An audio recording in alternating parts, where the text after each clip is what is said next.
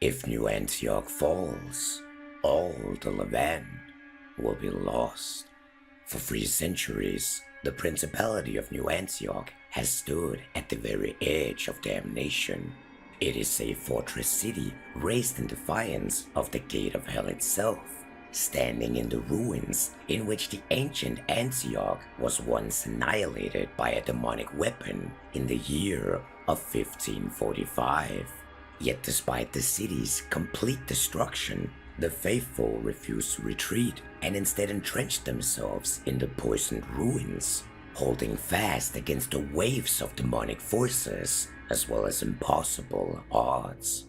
To the faithful, New Antioch is not merely a city nor a bastion, it is a warning, a constant reminder of what the rest of humanity will face should this bulwark of the faithful finally fall. These brave troops who stand in the face of annihilation are a patchwork of nations, doctrines and creeds, all of them unified only by the certainty that it is indeed better to die here than to let the forces of hell advance any further into the heart of mankind. The Yeomen. The Yeomen are the foundation upon which the Principality's war effort is built.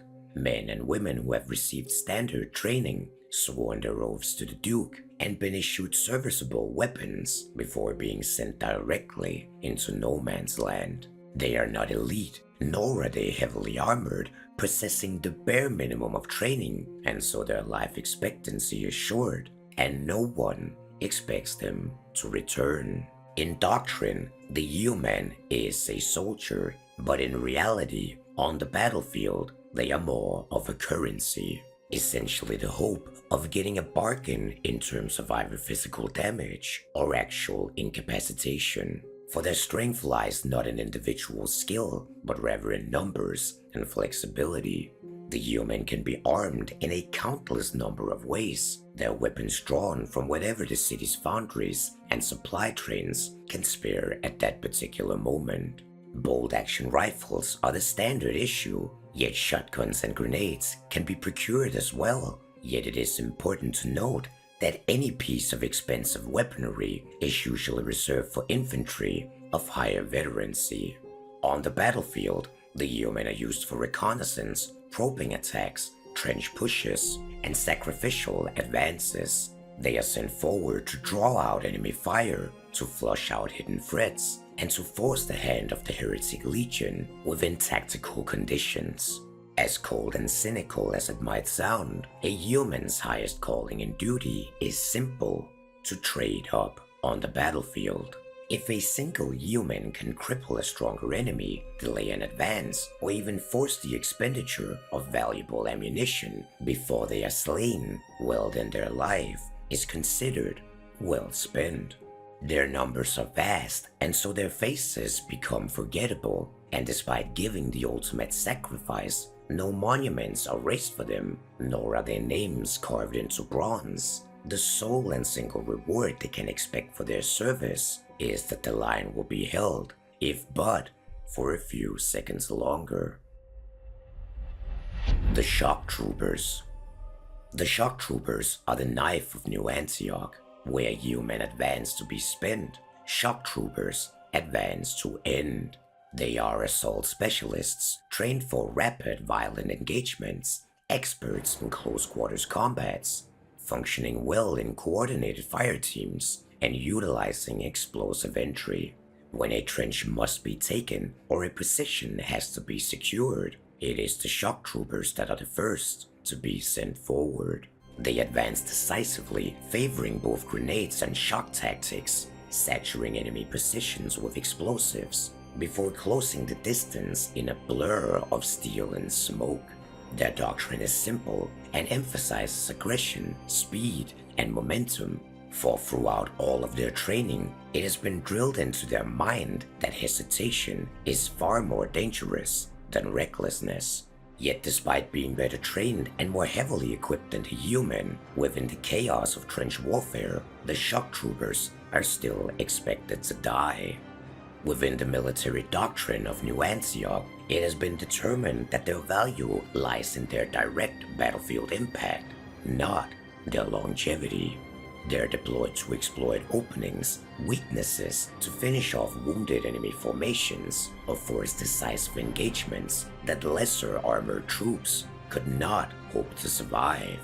In the hierarchy of New Antioch's armies, the Shocktroopers occupy a brutal middle ground, not quite dependable enough to waste casually, yet not valuable enough to be actively preserved.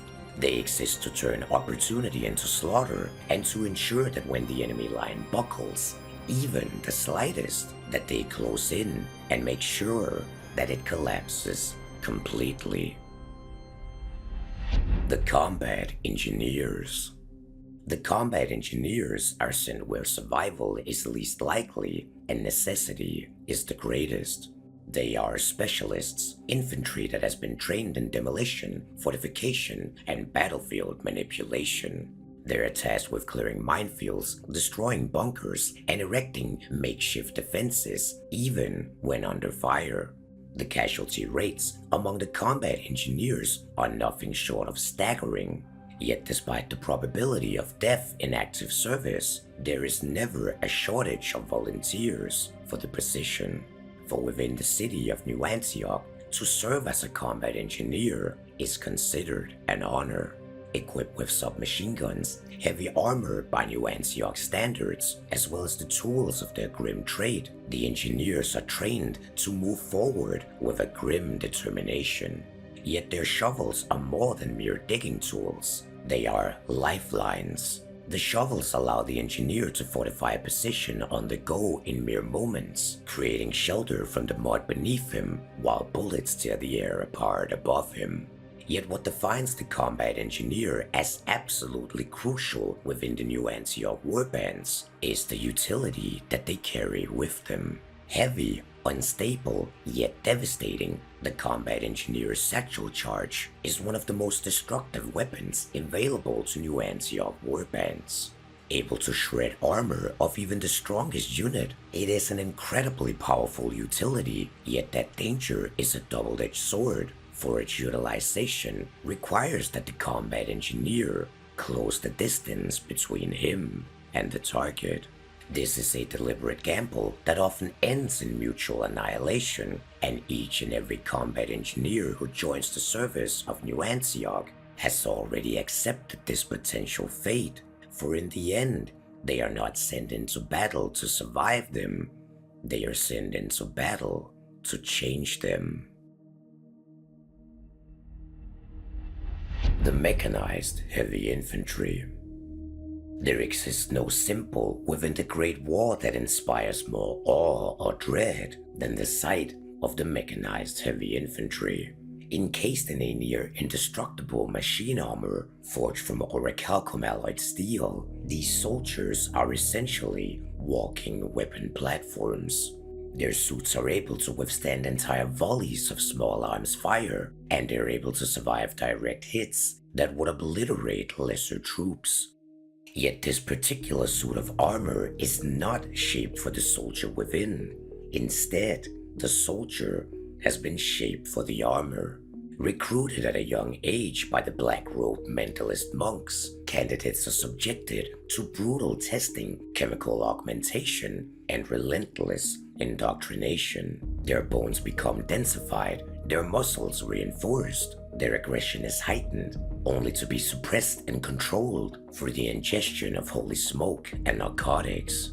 Day by day, the aspirants' bodies are deformed inch by inch and cultivated like a livestock animal until their body fits the mold of the armor.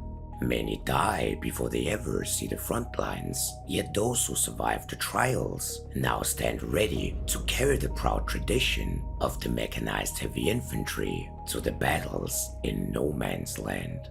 The Mechanized Heavy Infantry are deployed where the fighting is fiercest. They are able to advance under fire, they serve as anchors in breakthroughs, and act as crucial mobile weapons platforms that support their allies around them.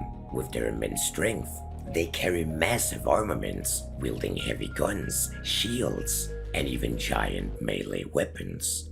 However, despite appearances and the misplacement by many commanders, these soldiers are neither duelists nor brawlers. And though their physical strength is incredible, their purpose is not melee slaughter, but instead dominance through firepower and presence.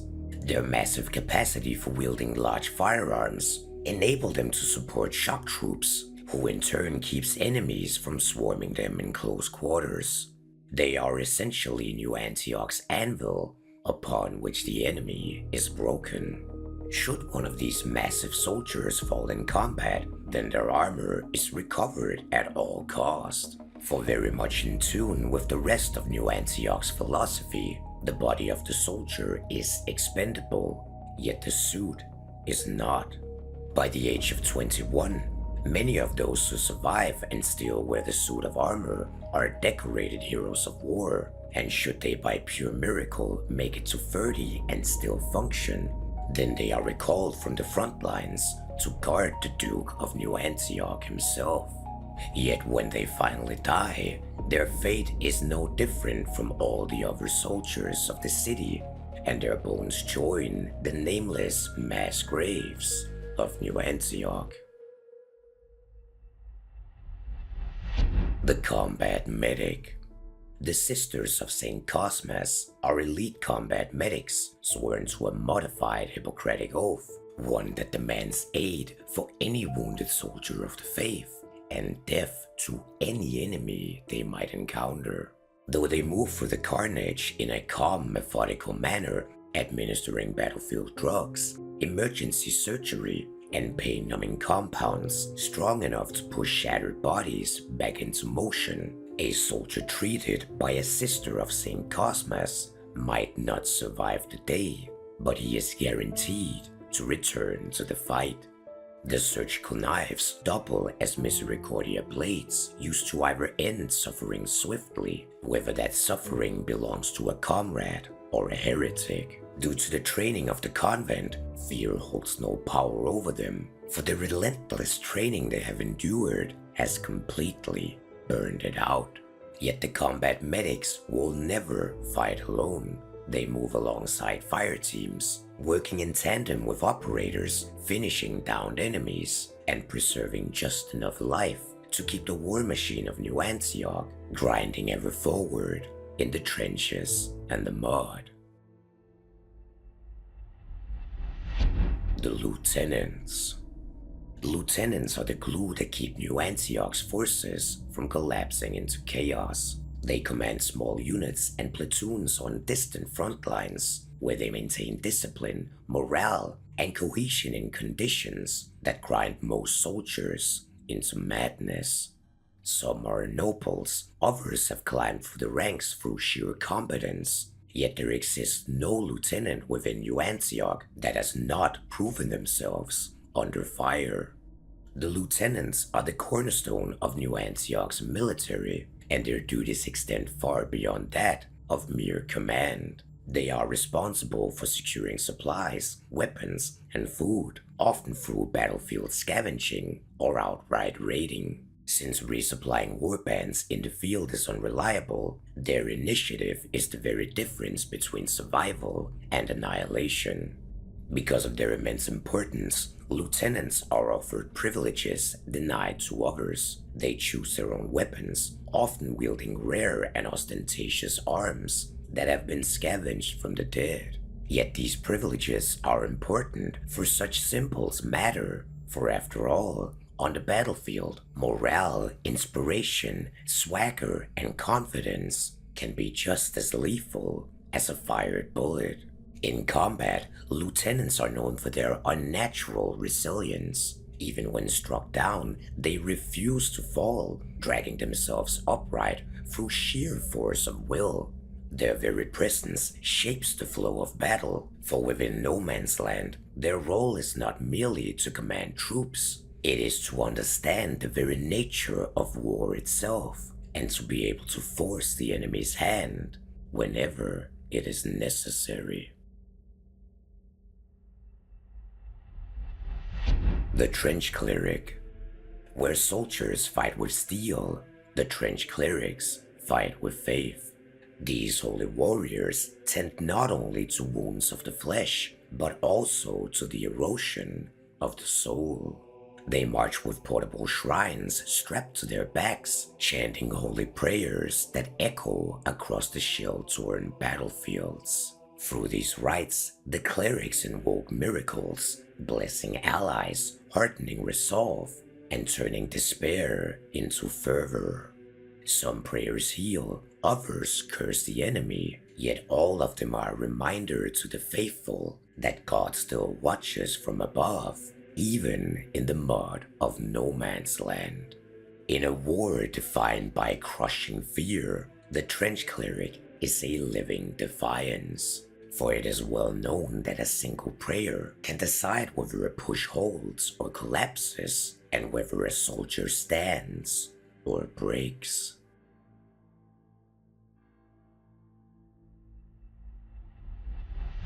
The Sniper Priests. In a display of absolute devotion to the god above, the Sniper Priests of New Antioch blind themselves willingly.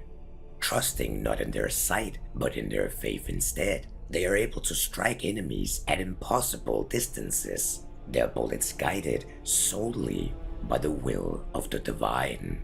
There are legends that tell of sniper priests killing targets that are miles away, firing with an uneerie certainty despite being able to see nothing at all. Yet where the faith has sharpened their lethality, their blindness has also aided their resilience. For the lack of sight renders them immune to many of the horrors that plague other soldiers on the battlefield. Spells like illusions, hypnotic gazes, and other ocular curses mean nothing to them. They simply aim, pray, and pull the trigger. The Combat Biologists. The Combat Biologists walk willingly into places that most soldiers refuse to even speak of. They are the ancients of the Pontifical Office of Biological Warfare, scholars trained not merely to kill the servants of hell, but to capture them and understand them. On the battlefield, they have been seen performing vivisections under fire, harvesting both flesh and organs, as well as fluids from half-bred demons and corrupted horrors, all while the war continues to rage around them. Their work is vile, obscene, yet also pivotal in the fight against hell. And so the Combat Biologists accompany expeditions deep into no man's land, or into regions claimed by the path of the beast, or even into zones contaminated by the cult of the Black Grail.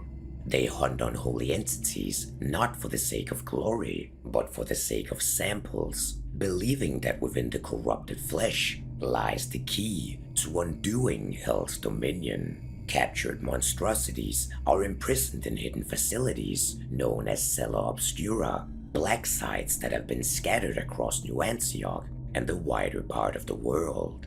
There, the pain tolerance of creatures of hell is tested, weaknesses are catalogued, and sacred compounds are reduced into arteries to observe every physical reaction. Attempts of escape is not uncommon from these hidden facilities, but the resulting rampage is simply quietly erased from official records and merely repackaged as folklore.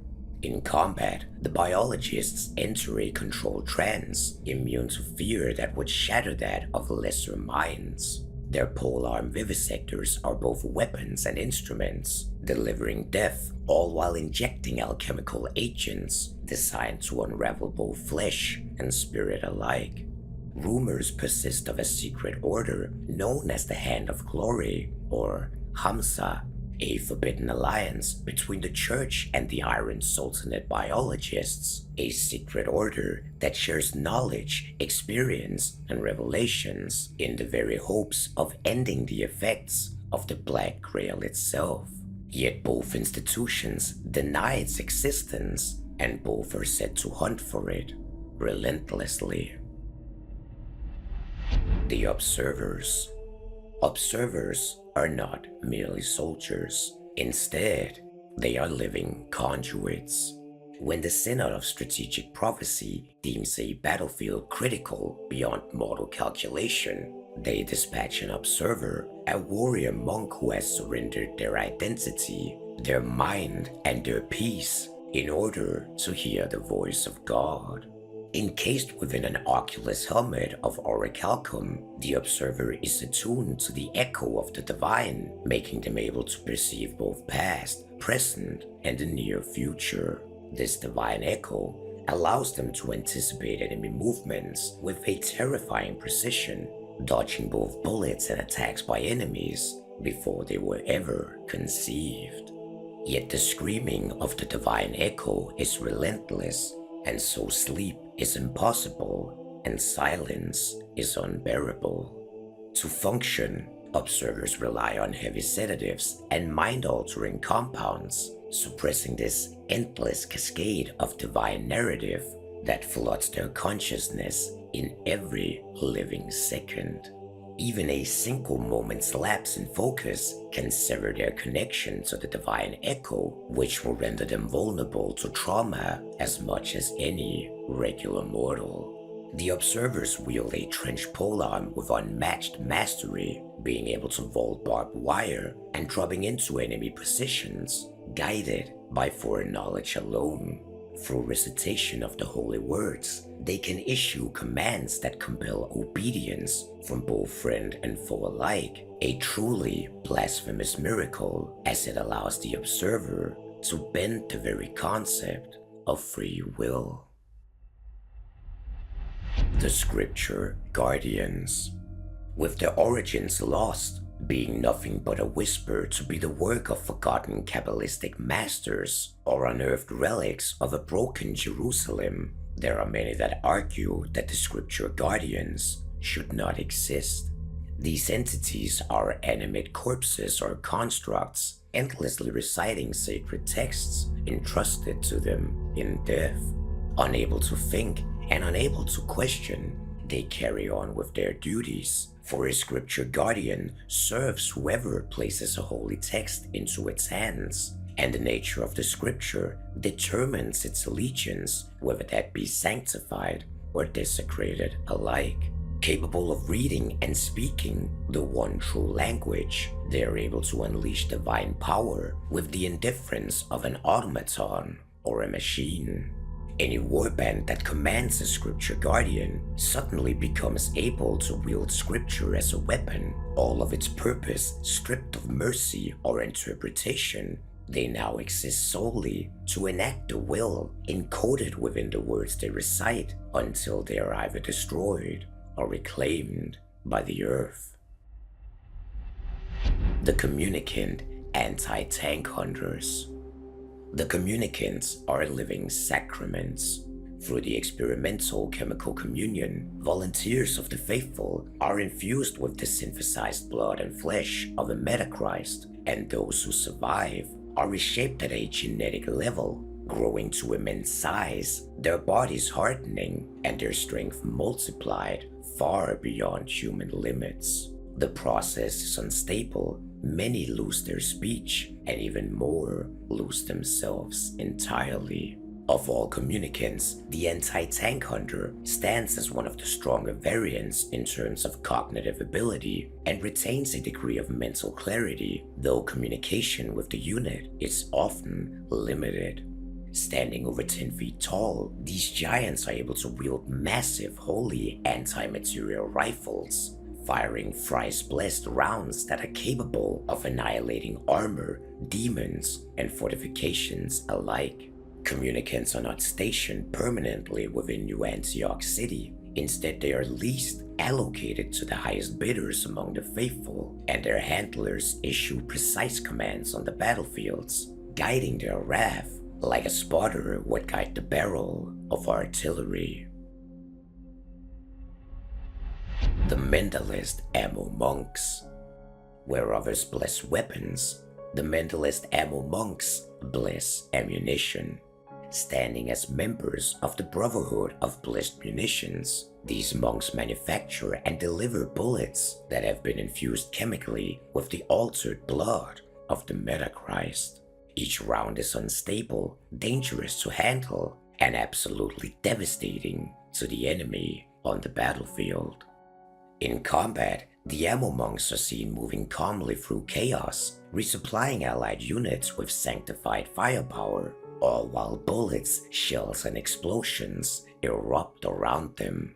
To carry such ammunition in such a volatile environment is to constantly walk with death at an arm's length, and so they pray as they work, consecrating each round as a sermon and each firing pin strike as divine judgment.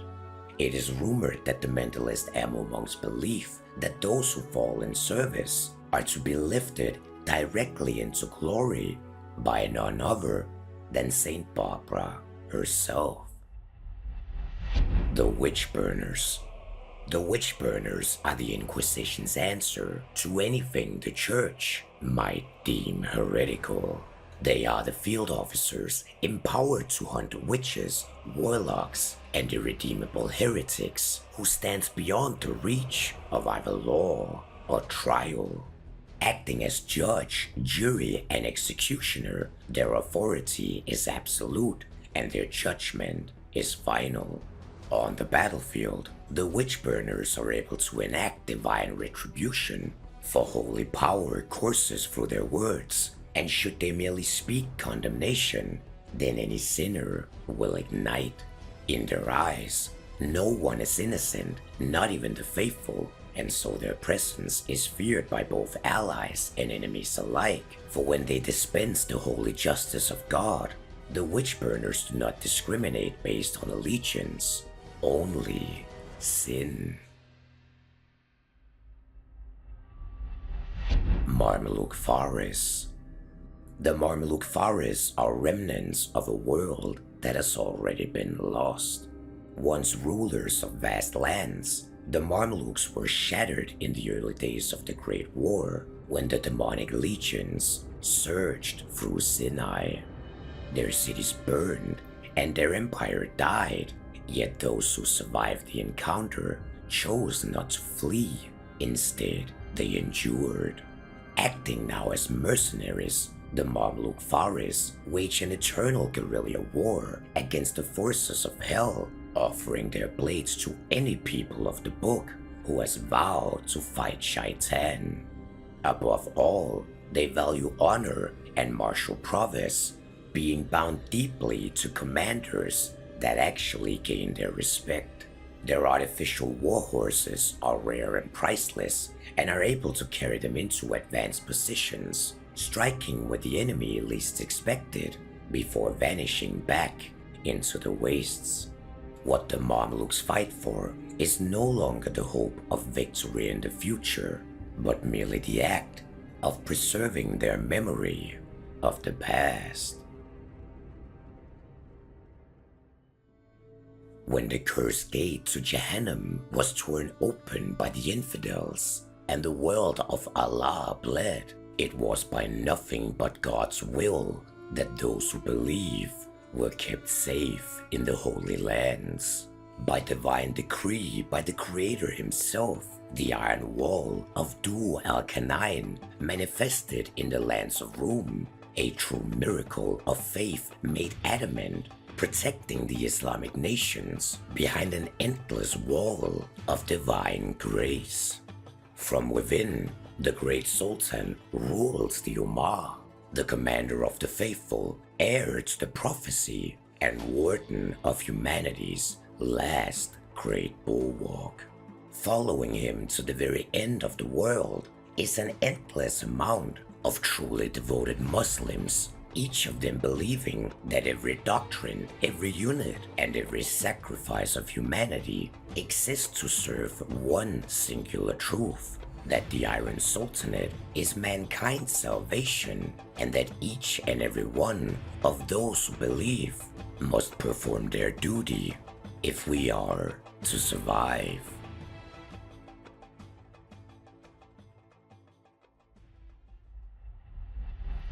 Yusbasi. Whenever the Sultanate sends warriors beyond the protection of the invincible Iron Wall, the commands of these dangerous expeditions fall to officers known as Yusbasi. These elite captains are selected through merit alone. Their wealth, lineage, or noble birth carry absolutely no weight in their appointment for this crucial position. For after all, the war beyond the wall is unforgiving, and incompetence will mean failure. Most Yusbasi rise from the ranks of Janissaries, veteran soldiers whose courage and discipline has already proven their expertise in the brutal wars against the servants of Jahannam. Once they're deemed fit for the position, they undergo a drastic transformation. Through the arts of the Jabirean Alchemists, their bodies are strengthened far beyond that of ordinary limits, while mystic enhancements subject their minds to harsh conditioning designed to purge any hesitation or trace of fear. The result is a commander capable of facing horrors that would directly shatter any lesser man. Demons, abominations, and the twisted servants of hell will be confronted by these elite warriors with a cold, controlled precision rather than the heated passion of an angry zealot. However, this mental hardening comes at a cost, for the Yusbasi are known for their ruthless pragmatism. On the battlefield, they view casualties, whether that be their own, their enemies, or the unfortunate loss of civilian lives, as simple calculations within the parameters of executing their mission. To the Yusbasi, death in the service of the Sultan is no tragedy, for after all, those who fall fighting the enemies of Allah are destined to awake in paradise, while all heretics receive the fate that they deserve in the very bottom of Jahannam. Beyond the wall, the Yusbasi command small companies of elite warriors tasked with all objectives far too dangerous or delicate for conventional armies to be used.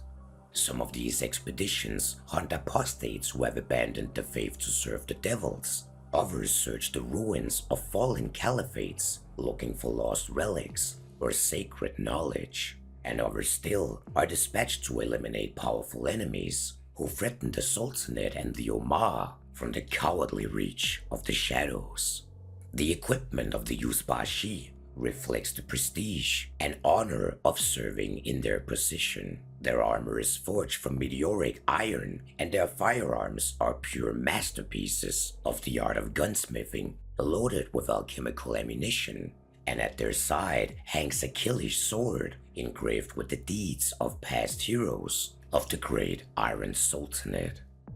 It is promised to all Yusbasi that should the captain ever prove his worth, then their own name may one day be inscribed upon the blade as well. For those who serve the Sublime Gate faithfully, success will bring them honor, wealth, wondrous weapons, and access to the many untold creations of the House of Wisdom. But such rewards are earned only through victory, and beyond the Iron Wall, against the endless forces of Jahannam, victory is a task that is rarely ever achieved easily. Jabirean Alchemists. Within the shadows of the armies of the Iron Sultanate, concealed within the legendary House of Wisdom, the Jabirean Alchemists, scholars, and artificers train their arcane arts. These battlefield mystics have devoted their entire lives to the study of hidden laws governing creation itself. Their teachings are derived from ancient texts such as the Smaragdine Tablet and the Jabirian Corpus, works that all reveal the delicate balance between the elements of fire, water, air, and earth. Through this knowledge, the alchemists have learned to reshape the world around them, bending the very forces of nature to their will. But alas, the path to this mastery is long and perilous. For 7 years, Aspirants will study under the stern gaze of the high alchemarchy, mastering the disciplines of alchemy, philosophy, and metaphysics. Only after this long preparation may they attempt the free trials, and if deemed worthy, finally be granted the honor of joining the order. The first trial demands the creation of a suit of alchemical armor inscribed with the seals of Solomon, a protective shell capable of shielding the wearer from both mortal weapons and infernal devices. The second requires the creation of a Tarquin servant, a homunculus of artificial life. This creature emerges from a golden sphere after 40 days of painstaking labor, yet should the process fail, the malformed creation may instead turn upon its maker, devouring the unfortunate aspirant in a crueling twist of irony. The final trial is the most dangerous of them all, the opening of the third eye. It is a mystical awakening that allows the alchemist to perceive the fundamental structure of creation itself. Those who fail this test are often driven mad as their senses become overwhelmed by truths that the human mind was never meant to comprehend. Yet among all those who fail, those who succeed will emerge transformed. An initiated Jabirean alchemist is capable of immense feats that borders on the miraculous. They are able to command fire, ice, metal, and liquid, shaping all of these elements into weapons of devastating power. Their alchemical compounds are able to dissolve armor and flesh alike, while their mechanical constructs and artificial creatures serve as both instruments of science as well as war and discovery. In exchange for the freedom to pursue their esoteric studies, the alchemists repay the Sultanate with the contributions of their creations. One of these creations is the fearsome Lions of Jabir, a marvel of Tarquin, which shall emerge from the hidden laboratories beneath Damascus. Where ordinary soldiers rely on steel and gunpowder, the alchemists instead bring forth forces that seem drawn from the very fabric of creation itself. To the enemies of the Sultanate, they are a terrifying figure, immaculate scholars of immense knowledge who wields the secrets of the universe as a weapon against the Sultan's enemies. Sultanate Assassins. There are few servants of the Sultan within the Iron Sultanate that inspire both as much awe and unease as the Assassins of Alamut. High on the mountains near the shores of the Caspian Sea stands the fortress known as Alamut, the Eagle's Nest. For more than 8 centuries, the citadel has served as the stronghold of the Nisari Ismaili as well as the feared Order of Assassins. Within its onyx walls, generations of killers have been raised from childhood in a lethal blend of mysticism, philosophy, and warfare. It is both a fortress and a monastery, laboratory, and library. Scholars speak of gardens that rival those of paradise and of vast repositories of knowledge, equal to those of the Sultanate's own house of wisdom.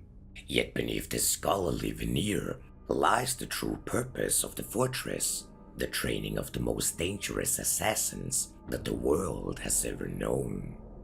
The Iron Sultanate regard the Ismaili doctrines with suspicion, and many within the Ummah consider them to be heretical.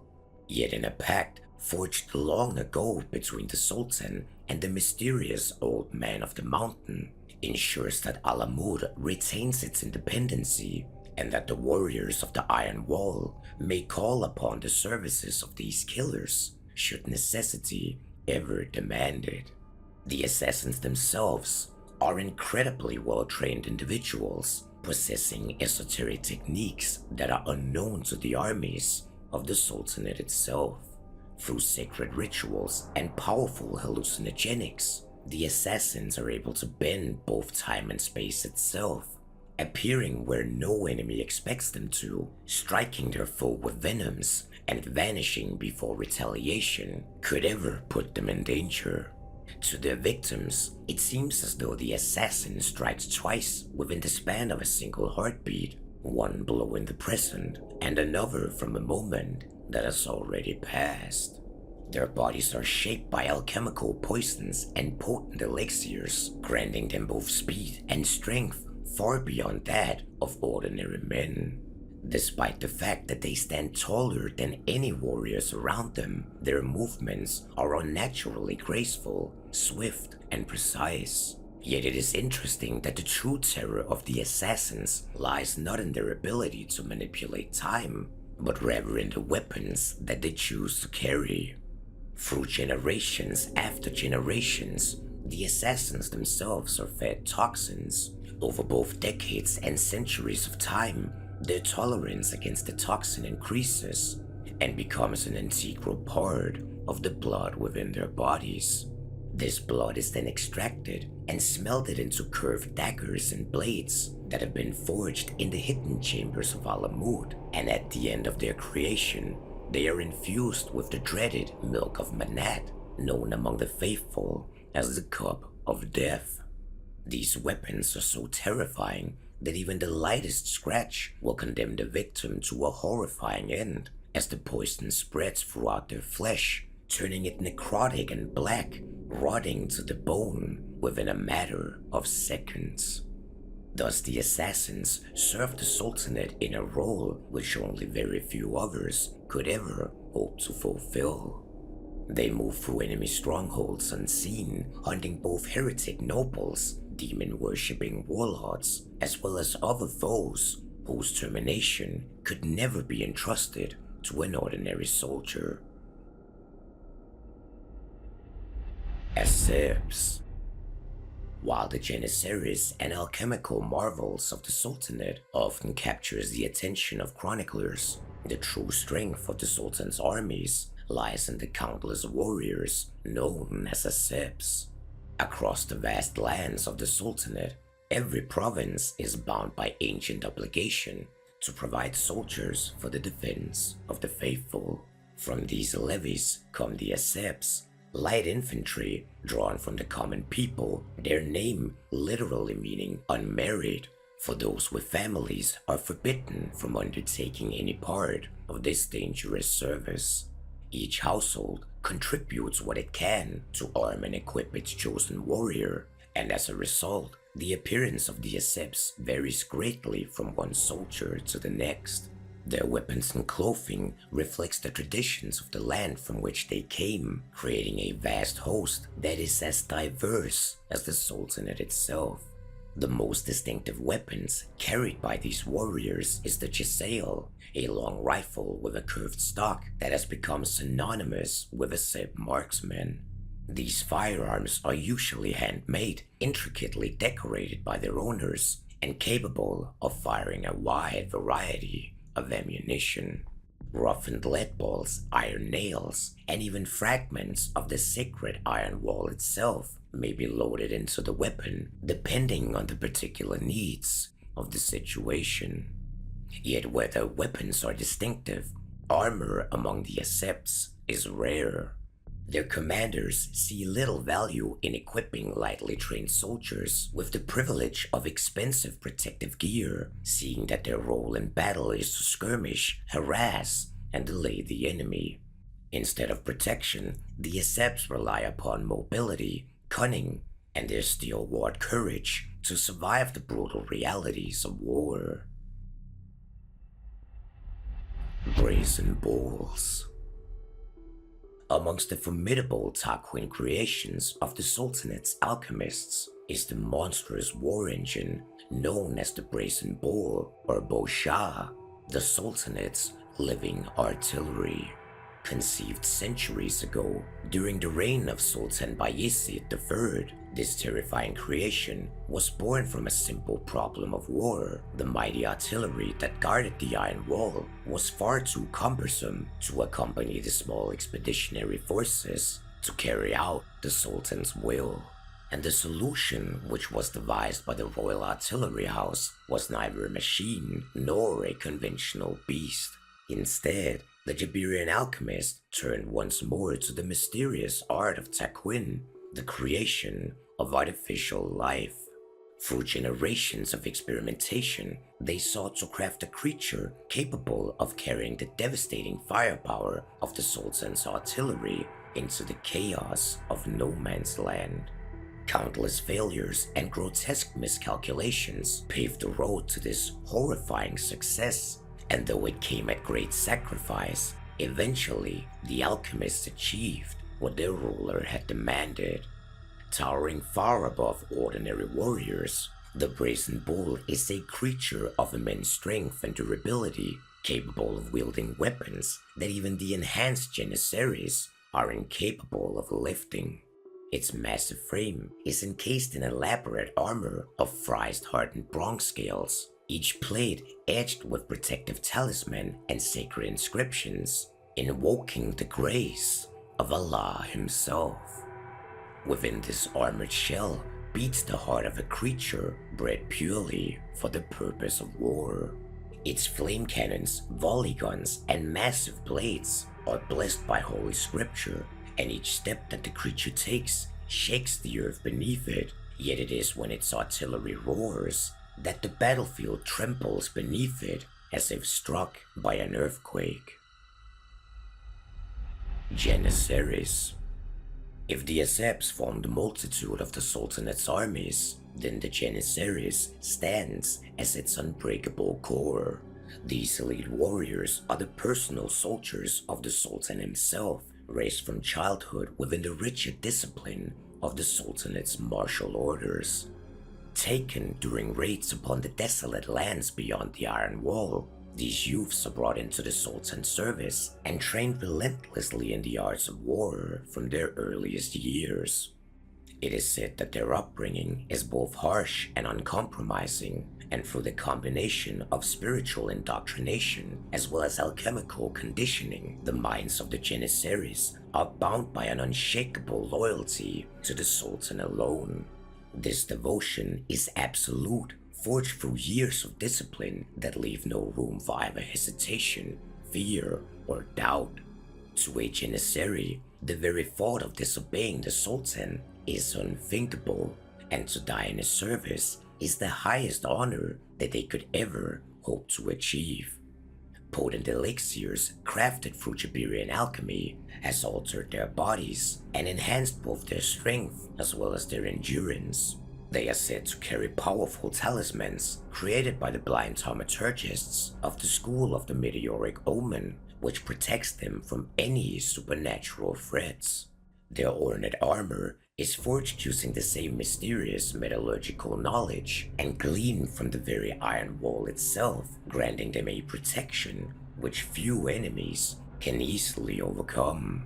Armed with Giselle rifles, hand mortars, and the curved Yatagan blades, favored by the Sultan's warriors, the Janissaries are formidable fighters in any method of combat.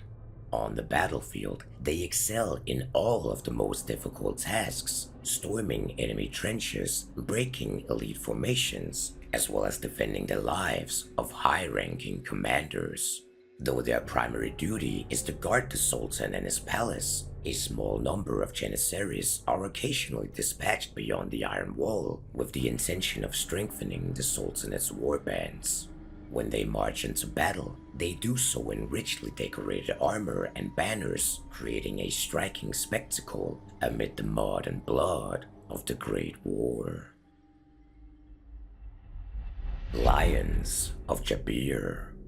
Deep beneath the golden gardens of Damascus, beyond the bustling markets and marble courtyards of the capital, lie the hidden laboratories of the House of Wisdom.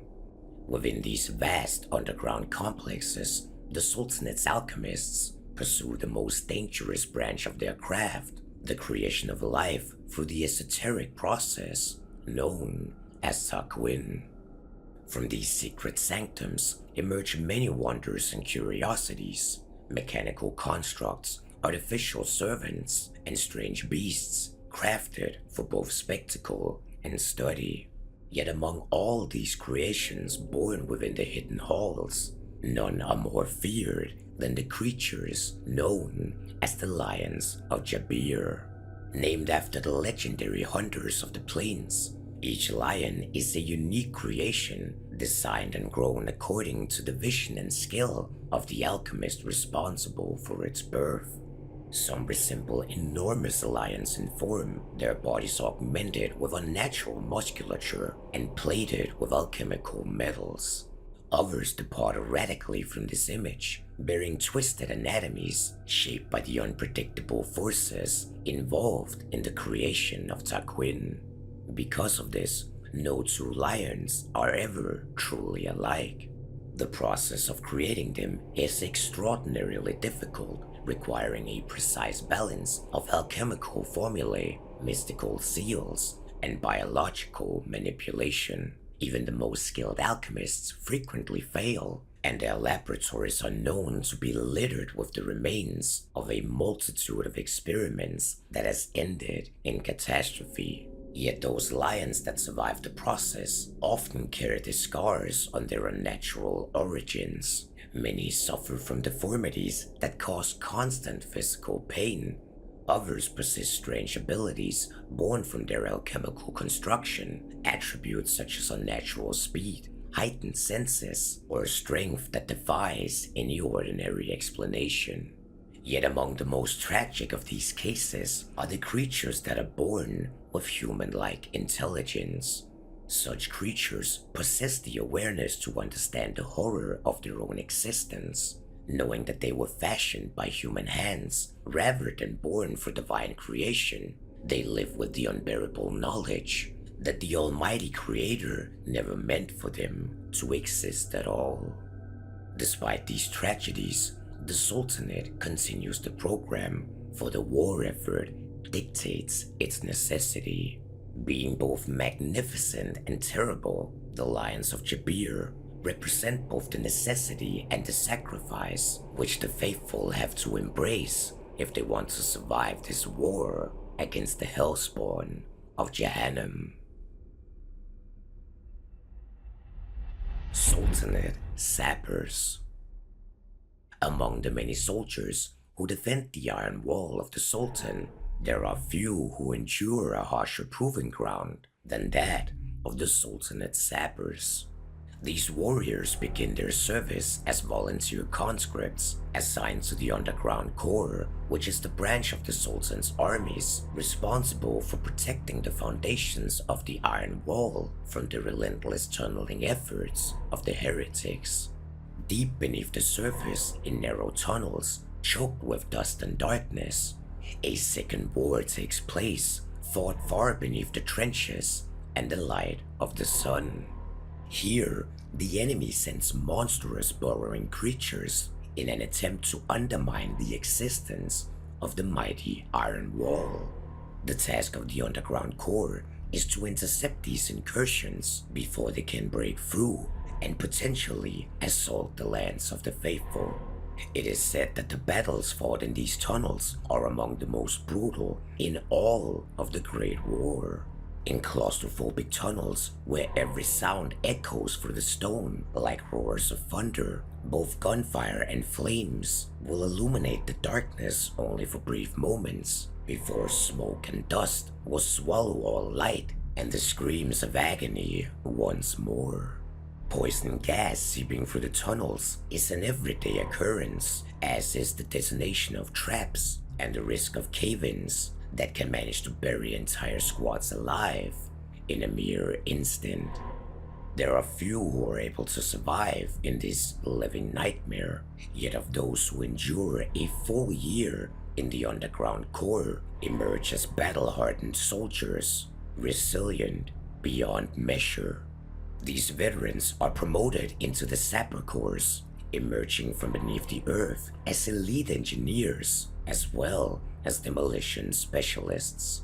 However, the years spent fighting in darkness has left a mark upon them which can never be removed. Besides the mental issues that are certain to follow such traumatic events, most sappers bear terrible burns from the weapons they operate, scars that they carry with pride as symbols of their service beneath the great Iron Wall. But once deployed above ground, these seasoned soldiers perform a wide variety of crucial tasks. They operate the great cannons of the Sultanate, prepare defensive positions, and lay elaborate trap networks designed to both slow and destroy any advancing enemy. Their expertise with explosives make them invaluable both in dismantling enemy mines as well as in the process of constructing devastating ambushes.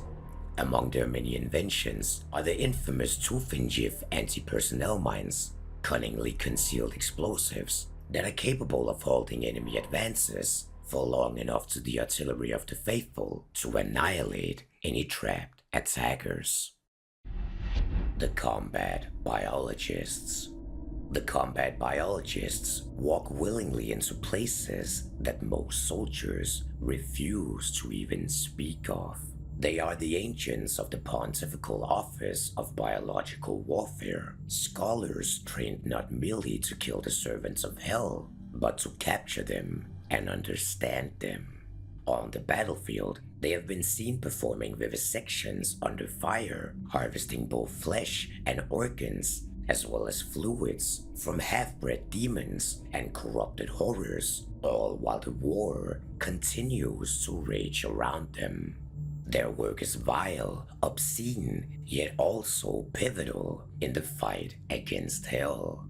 And so the combat biologists accompany expeditions deep into no man's land or into regions claimed by the path of the beast, or even into zones contaminated by the cult of the Black Grail. They hunt unholy entities not for the sake of glory, but for the sake of samples, believing that within the corrupted flesh lies the key to undoing Hell's dominion. Captured monstrosities are imprisoned in hidden facilities known as Cella Obscura, black sites that have been scattered across New Antioch and the wider part of the world. There, the pain tolerance of creatures of hell is tested, weaknesses are cataloged, and sacred compounds are reduced into arteries to observe every physical reaction. Attempts of escape is not uncommon from these hidden facilities, but the resulting rampage is simply quietly erased from official records and merely repackaged as folklore. In combat, the biologists enter a controlled trance, immune to fear that would shatter that of lesser minds. Their polearm vivisectors are both weapons and instruments, delivering death all while injecting alchemical agents designed to unravel both flesh and spirit alike. Rumors persist of a secret order known as the Hand of Glory, or Hamsa, a forbidden alliance between the Church and the Iron Sultanate Biologists, a secret order that shares knowledge, experience, and revelations in the very hopes of ending the effects of the Black Grail itself. Yet both institutions deny its existence, and both are said to hunt for it relentlessly. The Scripture Guardians. With their origins lost, being nothing but a whisper to be the work of forgotten Kabbalistic masters or unearthed relics of a broken Jerusalem, there are many that argue that the Scripture Guardians should not exist. These entities are animate corpses or constructs, endlessly reciting sacred texts entrusted to them in death. Unable to think and unable to question, they carry on with their duties, for a Scripture Guardian serves whoever places a holy text into its hands, and the nature of the Scripture determines its allegiance, whether that be sanctified or desecrated alike. Capable of reading and speaking the one true language, they are able to unleash divine power with the indifference of an automaton or a machine. Any warband that commands a Scripture Guardian suddenly becomes able to wield Scripture as a weapon, all of its purpose stripped of mercy or interpretation. They now exist solely to enact the will encoded within the words they recite until they are either destroyed or reclaimed by the earth. Mamluk Faris. The Mamluk Faris are remnants of a world that has already been lost. Once rulers of vast lands, the Mamluks were shattered in the early days of the Great War when the demonic legions surged through Sinai. Their cities burned and their empire died, yet those who survived the encounter chose not to flee. Instead, they endured. Acting now as mercenaries, the Mamluk Faris waged an eternal guerrilla war against the forces of hell, offering their blades to any people of the book who has vowed to fight Shaitan. Above all, they value honor and martial prowess, being bound deeply to commanders that actually gain their respect. Their artificial war horses are rare and priceless and are able to carry them into advanced positions, striking where the enemy least expected before vanishing back into the wastes. What the Mamluks fight for is no longer the hope of victory in the future, but merely the act of preserving their memory of the past. Across the faithful lands, as the Great War against Hell drags ever onward, there is an epidemic of strange visions that haunts the dreams of those who believe.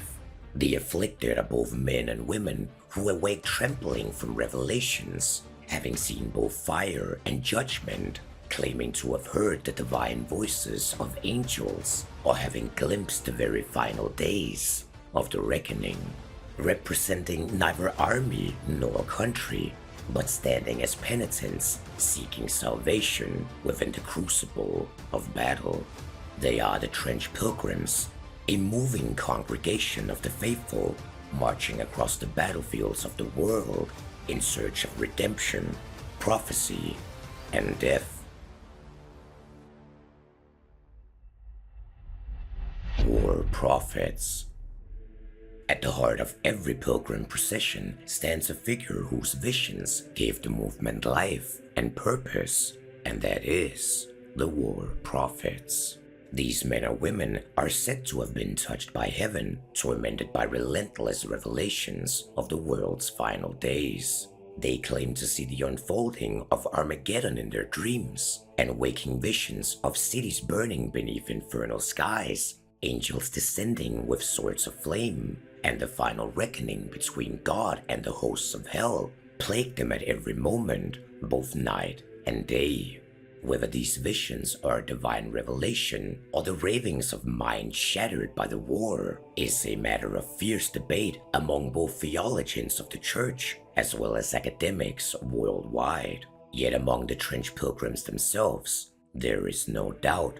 When the War Prophet speaks, they do so with the authority of heaven itself. Being both charismatic and terrifying in equal measure, they gather followers wherever their sermons are heard. Their voices carry across the trenches through crude loudspeaker arrays mounted upon their armor, broadcasting prophecies, prayers, and condemnations over the screams, gunfire, and thunder of artillery. Their words are a double-edged sword that promises both salvation and annihilation, the very embodiment of redemption through suffering and victory through martyrdom. Under their guidance, the pilgrim processions wander from battlefield to battlefield, drawn to them by visions of where the enemies of God resides. Yet despite their prophetic role within the processions, the war prophets themselves are far from helpless visionaries. Many, if not most of them, are seasoned fighters who lead from the front, being both armed and armored well enough to take charge of assaults. In battle they stride forward among their followers, invoking divine wrath, urging the faithful onward with sermons that promises eternal glory to those who fall. To the pilgrims, the war prophets are their shepherds, and with the shepherd at their side, they shall feel no hesitation, despite the fact that they walk through the valley of death. Communicants. Among some of the most feared champions of the pilgrim processions are the towering figures known as Communicants. These giants have been created through a blasphemous sacred ritual known as the Chemical Communion, in which the devoted volunteer has consumed the flesh and blood of a Metachrist. These ingested divine remnants are believed to carry the very essence of heaven itself, and the transformation that follows is both miraculous and horrifying. The body of the volunteer swells with unnatural strength, muscles grow, and bones thicken to such a degree that the transformed pilgrim in the end towers above ordinary men. Their flesh becomes resilient, unnaturally so, and any wounds that would cripple or kill a normal soldier is able to seal itself on the spot with miraculous speed. Yet this process of creating a communicant is a process with terrible risk. The method of execution is unstable, and only a fraction of those who undergo the ritual actually manage to survive the transformation in a state that makes them fit for battle. Many emerge broken, both in mind and body. Some are driven into uncontrollable rage, while others are simply reduced to helpless automatons or mindless creatures consumed by the despair at their own monstrous transformation.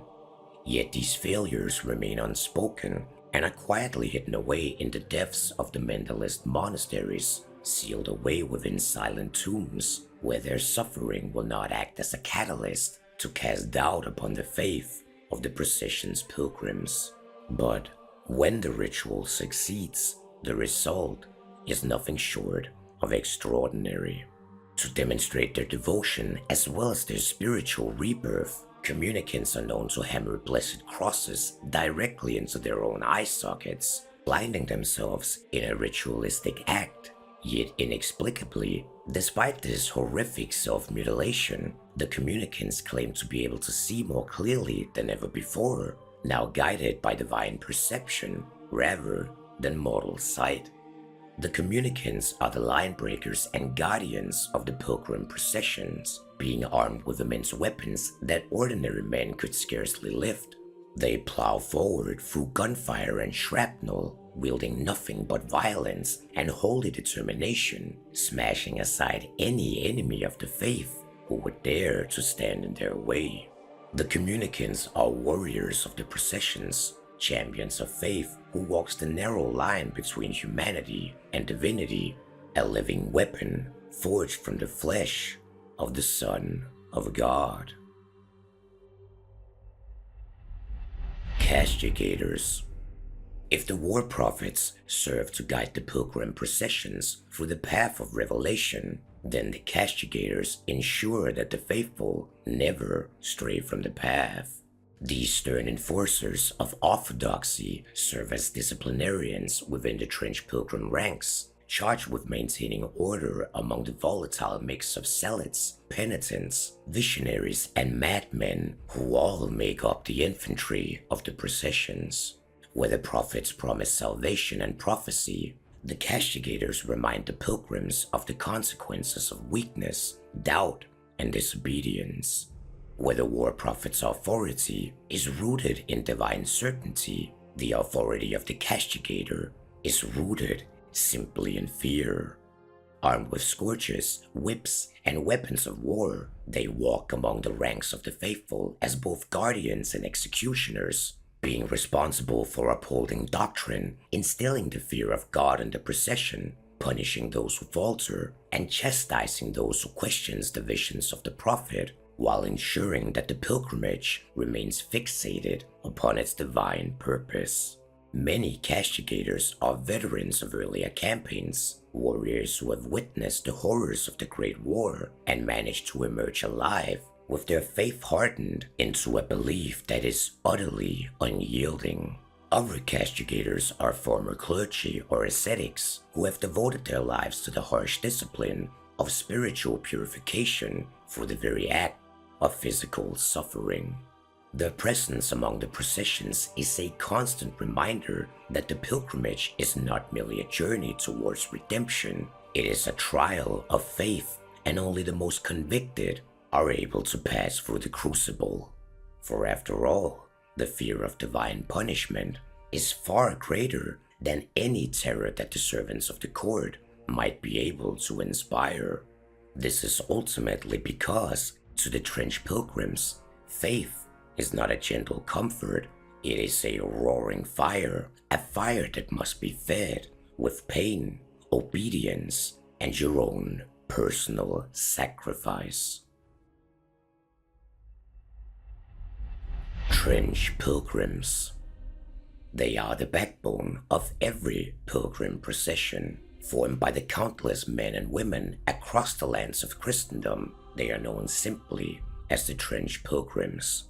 They are not soldiers in the traditional sense, seeing that most of them arrive at the processions with little or no military training, drawn instead to the call of duty by guilt, faith, or visions of divine purpose. Some are peasants seeking redemptions for sins either real or imagined. Others are veterans of earlier battles who have abandoned their former lives to pursue potential salvation through the act of war.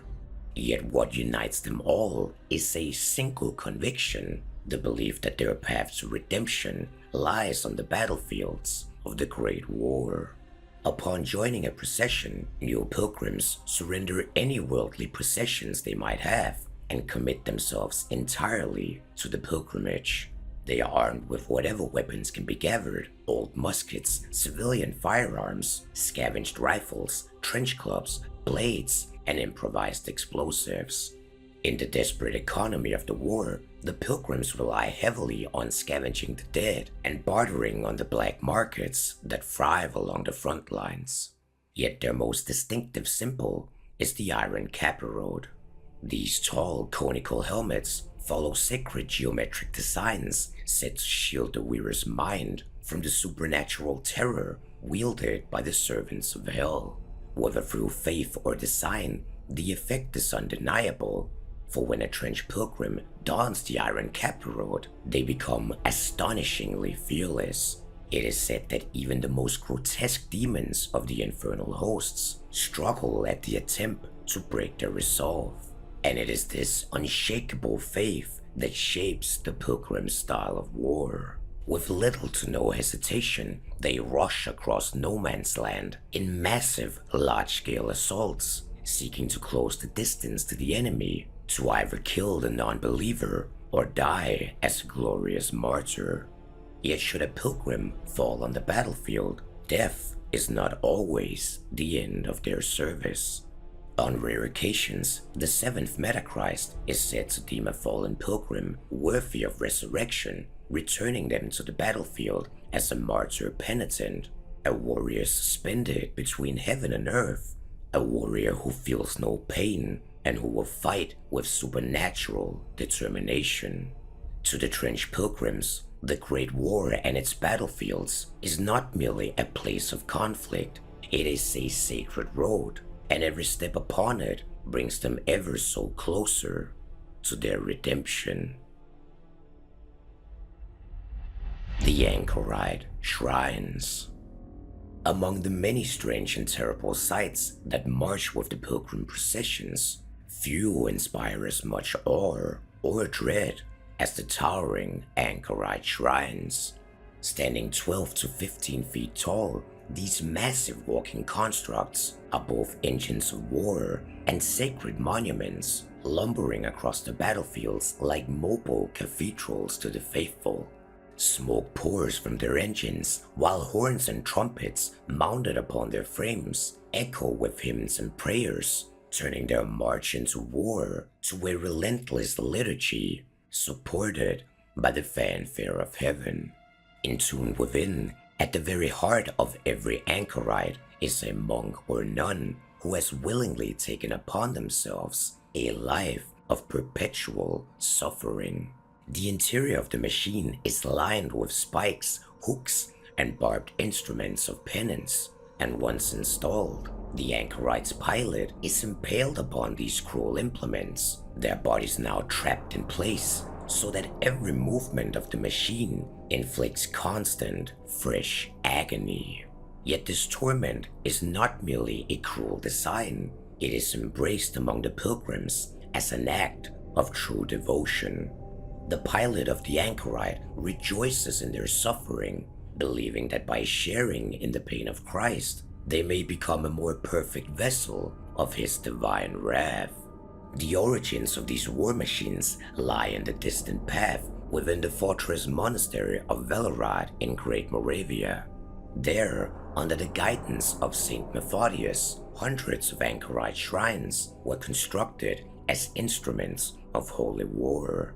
However, that ancient knowledge has long since been lost after the monastery was destroyed by a Death Commando infiltration led by the demon Marcosias. In this present day, the surviving Anchorites are relics of a vanished craft, cherished and maintained by the pilgrim processions with a reverence that borders on godly worship. Their towering frames are covered in icons, prayer scrolls, and holy relics gathered from across the faithful lands, and many Anchorites carry within them the preserved remains of previous pilots, be that either bones or fragments of flesh now sealed within reliquaries as sacred reminders of past sacrifices. On the battlefield, these living shrines wield enormous weapons of divine punishment. Their massive Catherine wheels and bone-breaking maces are able to shatter both heretics and half-demons alike, crushing bodies into pulp. Yet more profoundly, it is not uncommon to see particularly devout pilgrims or stigmatic nuns volunteer themselves for the ultimate act of sacrifice. They ask to be bound upon the Anchorite's Catherine wheel, broken upon it in ritualistic martyrdom, serving as a human shield for the machine, believing their sacrifice to be the ultimate act of divination. Ecclesiastic Prisoners. At the forefront of many pilgrim assaults run the most desperate souls of the processions, the Ecclesiastic Prisoners. These are individuals whose sins have been judged too great to allow them the honor of becoming part of the regular trench pilgrims. Some are captured enemies of the faith, forced into a final act of contrition. Others are volunteers burdened by such overwhelming guilt that they willingly accept this grim path in the hope that their sacrifice might cleanse their souls. Bound in chains and stripped of weapons, ecclesiastic prisoners are driven towards the battlefield as an instrument of penitence. Their bodies are fitted with powerful explosive charges blessed by the war prophets themselves, and when the assault begins, they are sent charging forward across the killing grounds of no man's land, racing towards the enemy lines in a desperate sprint. For some of them, the hope is simple: to reach the enemy and detonate their charges, taking as many servants of hell with them as possible. Others cling to the faint possibility of surviving the blast of the bomb, escaping the carnage, and believing that such a miracle might prove their redemption in the eyes of God. Yet whatever their motivation might be, their task is all the same. To outside observers, the fate of the ecclesiastic prisoner is a grim spectacle, one that blurs the line between devotion and cruelty. But to the pilgrims themselves, it represents something far simpler: a final chance of the guilty, a final hope for the damned, one last-ditch effort to redeem themselves in the fires of holy war. Stigmatic Nuns. Among the pilgrim processions, one can find the Stigmatic Nuns, sisters of holy orders whose bodies bear the sacred wounds of the third Meta-Christ. Unlike many who join the pilgrim processions out of either guilt or desperation, the Stigmatic Nuns are women who have embraced suffering as a sacred calling. Through intense devotion and relentless acts of mortification, they manifest wounds upon their own body that mirror those endured by the Meta-Christ they venerate. It is said that blood constantly seeps from these injuries, staining both their vestments and armor as they march across the battlefield. To the Stigmatic Nuns, each of these wounds are a mark of divine favor, for they believe that by sharing in the suffering of the Redeemer, they draw closer to the divine, transforming pain into strength and endurance beyond that of ordinary mortals. Each wound that they suffer in battle is received as a holy offering, deepening their spiritual connection and fueling their relentless fury with every drop of blood they spill within no man's land. Among the Trench Pilgrims, they are revered as living saints, yet among the enemies of the faith, they are something far more dreadful, the wrath of the wounded Christ made flesh. The Combat Medic. The Sisters of St. Cosmas are elite combat medics sworn to a modified Hippocratic oath, one that demands aid for any wounded soldier of the faith and death to any enemy they might encounter. Though they move through the carnage in a calm, methodical manner, administering battlefield drugs, emergency surgery, and pain-numbing compounds strong enough to push shattered bodies back into motion, a soldier treated by a Sister of St. Cosmas might not survive the day, but he is guaranteed to return to the fight.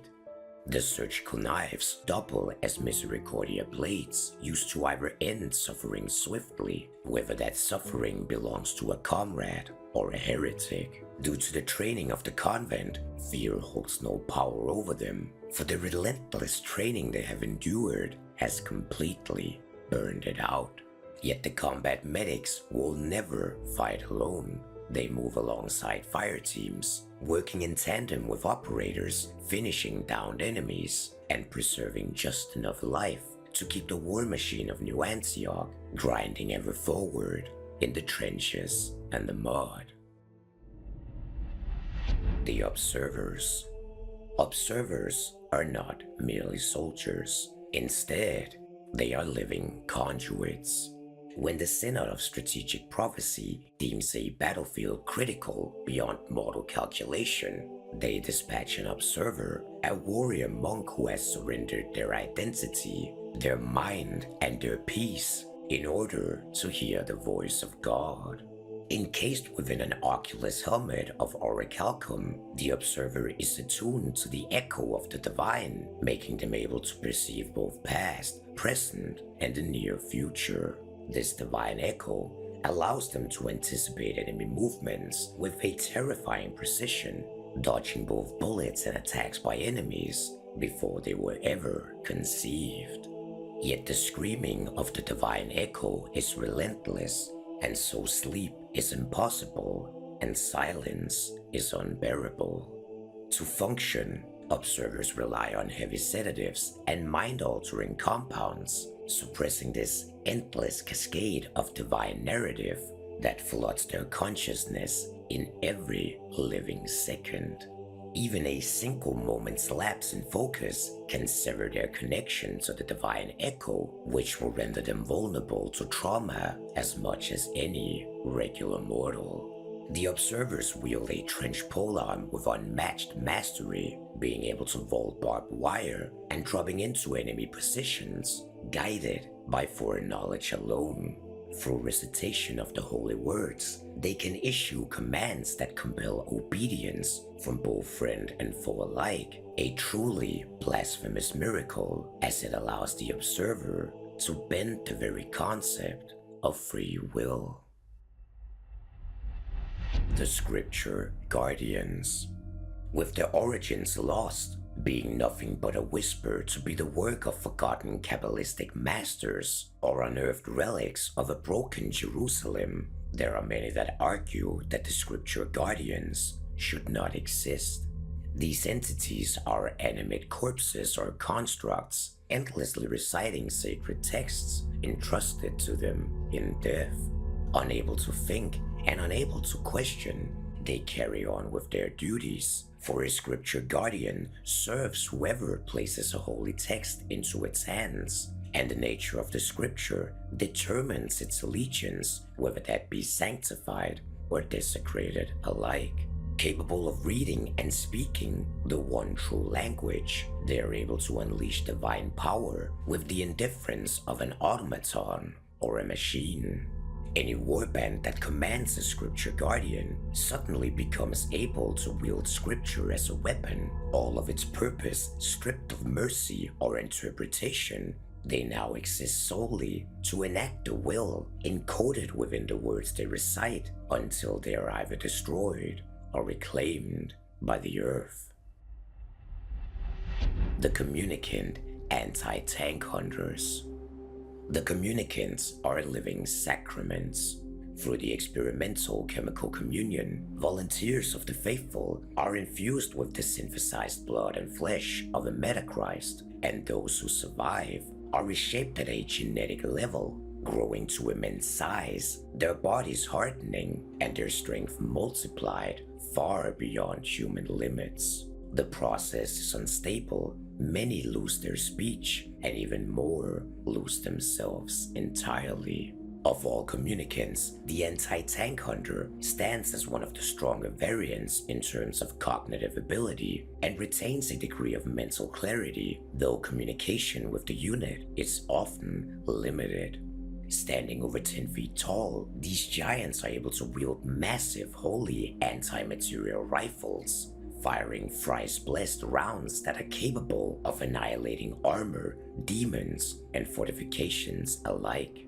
Communicants are not stationed permanently within New Antioch City. Instead, they are leased, allocated to the highest bidders among the faithful, and their handlers issue precise commands on the battlefields, guiding their wrath like a spotter would guide the barrel of artillery. The Mendelist Ammo Monks. Where others bless weapons, the Mendelist Ammo Monks bless ammunition. Standing as members of the Brotherhood of Blessed Munitions, these monks manufacture and deliver bullets that have been infused chemically with the altered blood of the Metachrist. Each round is unstable, dangerous to handle, and absolutely devastating to the enemy on the battlefield. In combat, the ammo monks are seen moving calmly through chaos, resupplying allied units with sanctified firepower, all while bullets, shells, and explosions erupt around them. To carry such ammunition in such a volatile environment is to constantly walk with death at an arm's length, and so they pray as they work, consecrating each round as a sermon and each firing pin strike as divine judgment. It is rumored that the Mendelist Ammo Monks believe that those who fall in service are to be lifted directly into glory by none other than Saint Barbara herself. The Witchburners. The Witchburners are the Inquisition's answer to anything the Church might deem heretical. They are the field officers empowered to hunt witches, warlocks, and irredeemable heretics who stand beyond the reach of either law or trial. Acting as judge, jury, and executioner, their authority is absolute and their judgment is final. On the battlefield, the Witchburners are able to enact divine retribution, for holy power courses through their words, and should they merely speak condemnation, then any sinner will ignite. In their eyes, no one is innocent, not even the faithful, and so their presence is feared by both allies and enemies alike, for when they dispense the holy justice of God, the Witchburners do not discriminate based on allegiance, only sin. Among the many archfiends of hell, most, if not all, wage war upon creation. Some do so through armies, others through deception or blasphemous rites. Yet there is one who has chosen a different path. Beelzebub, the Lord of Flies, once among the most exalted of heaven's host, he was cast out and fell with a hatred that has never since faded. In the ages since his banishment from heaven, that hatred has festered into a singular obsession to corrupt the works of his Father until every living organism crawls and writhes beneath his dominion. These are the followers of Beelzebub. They are the cult of the Black Grail.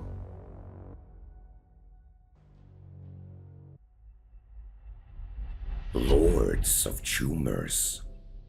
Within the deceased hierarchy of the cult of the Black Grail, few figures command more dread than the Lords of Tumors themselves. These bloated officiants stand among the highest-ranking servants of the Order of the Fly, chosen not just for their martial prowess alone, but for their ability to commune with the will of Beelzebub himself. The Lord of Tumors is an entity so immensely powerful that there exist few creatures within the Great War that even comes close to be able to rival it.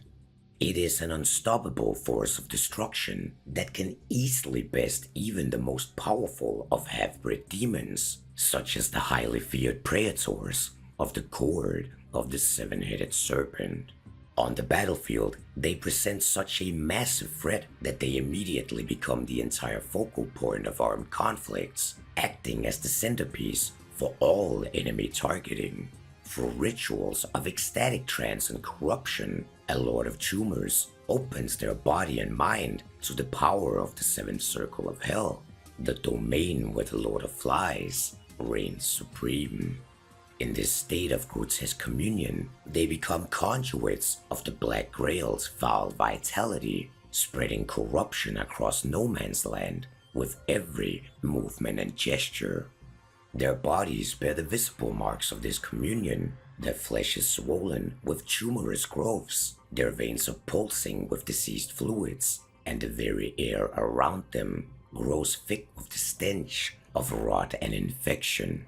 To the faithful of the cult, a Lord of Tumors is both commander and prophet, living proof that despite his hatred for all creation, true devotion to Beelzebub is rewarded with power far beyond that of mortal limits. Plague Knights. Most who encounter the Black Grail are reduced to mindless vessels of infection, their bodies enslaved by the will of the plague. Yet among the countless victims, there exist rare individuals who welcome the corruption willingly, men and women whose souls are already steeped in cruelty, violence, and hatred for all living beings. It is from these depraved souls that the Order of the Fly selects its champions. Known as Plague Knights, these warriors represent the most devoted mortal followers of Beelzebub. They greet the arrival of the Black Grail with reverence, stepping forward voluntarily as the wave of corruption engulfs their bodies. Through this act of voluntary tribute, rather than destroying their minds, the plague transforms them into something new, strategic, cadaverous beings, poised between life and death. Unlike the mindless thralls of the Grail, Plague Knights retain their intelligence and memory. They remember who they were, what they have done, and the countless murders that first drew Beelzebub's gaze upon them.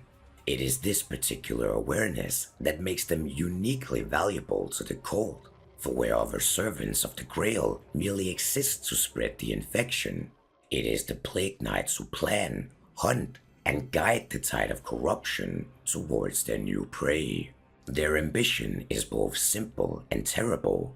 The more life they corrupt, the greater their standing within the Order of the Fly, and entire villages are turned into breeding grounds of pestilence, remote settlements of the faithful reduced to writhing masses of diseased flesh, and each atrocity they commit elevates them further in the favor of the Lord of the Flies. Among their numbers exist 12 figures of particular renown, dread champions who dwell within the accursed city of Ekron itself. These exalted Plague Knights stand as blasphemous reflections of the Church's holy paladins, dark paragons of indescribable power, who ride forth only when Beelzebub's will demands it. Corpse Guards. The blessings of the Black Grail are rarely kind to mortal flesh. Most who receive them collapse into ruin, their bodies overwhelmed by the countless infections now raging through their veins. Most become Grail Thralls, hollow vessels, condemned to serve until their decaying bodies finally fall apart. Yet among the endless victims who collapse in the face of the Black Grail, there is a small handful that is able to endure. These rare devotees, whose bodies prove strong enough to withstand the full force of the plague, are elevated into the ranks of the Corpse Guard.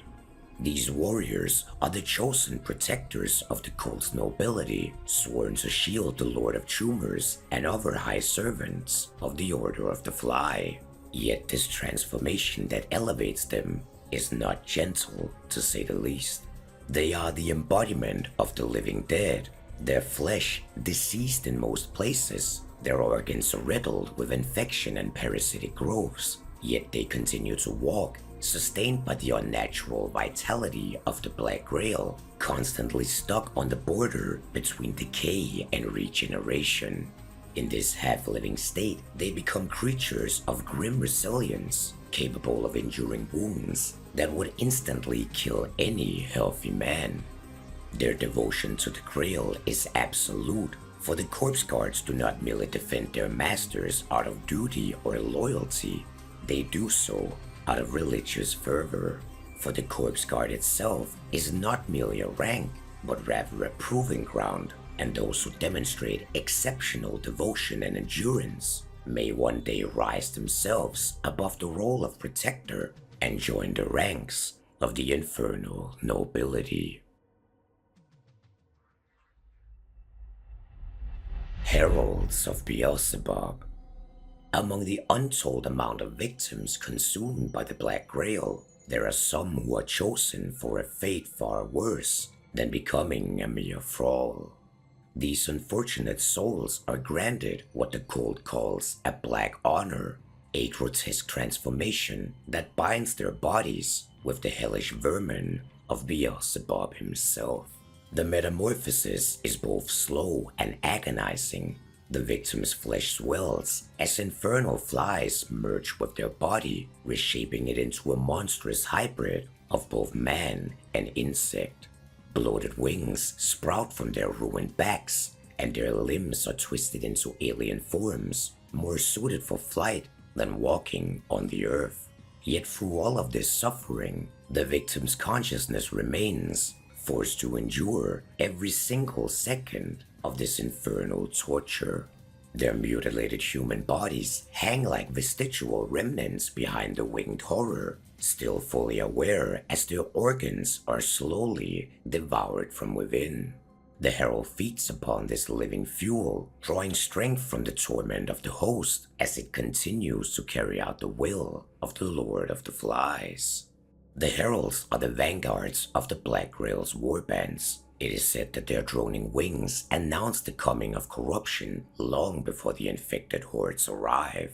The sound of their wings alone is often enough to shatter the resolve of defenders, for they all know that with it carries it the promise of the plague to come. Even the very weapons they wield are infected, the firearms and blades scavenged from battlefields that have been riddled with parasitic worms, and when they strike, these creatures burrow into the victim's body, seeking their nervous system immediately, attempting to liquefy their organs from deep within. A single shot is more than enough to doom any soldier to a slow, horrific transformation. Grail Thralls. The vast majority of those touched by the Black Grail are not elevated to positions of power or twisted into monstrous champions. Instead, they become something far more common and something far more tragic. They become the Grail Thralls, the pitiful beings, which is the end state of most victims of the Black Grail's corruption. Their bodies have been riddled with disease and parasitic infestation, their minds hollowed by both pain and supernatural infection.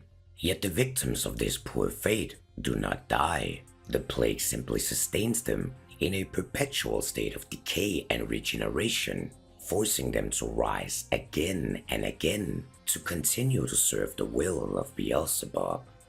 Within the cult, the thralls are the endless ranks of the Grail's armies. They shuttle forward in incomprehensible numbers, driven by neither ambition nor belief, but simply by the relentless compulsion of the Black Grail itself.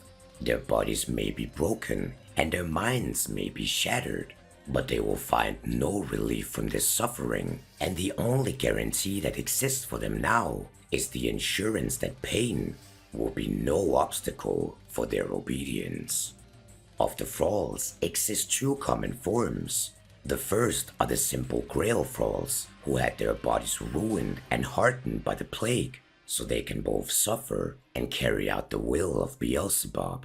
The others are the Fly Thralls, whose movements are controlled by enormous hellflies that plunge their proboscises deep into the victim's nervous system.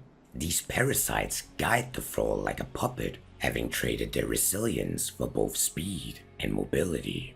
Together, they form the great mass of the cult's forces, a crawling tide of both disease and despair. Hounds of the Black Grail. Not all servants of the Black Grail were once human. Across the wastelands of No Man's Land roam grotesque predators known as the Hounds of the Black Grail.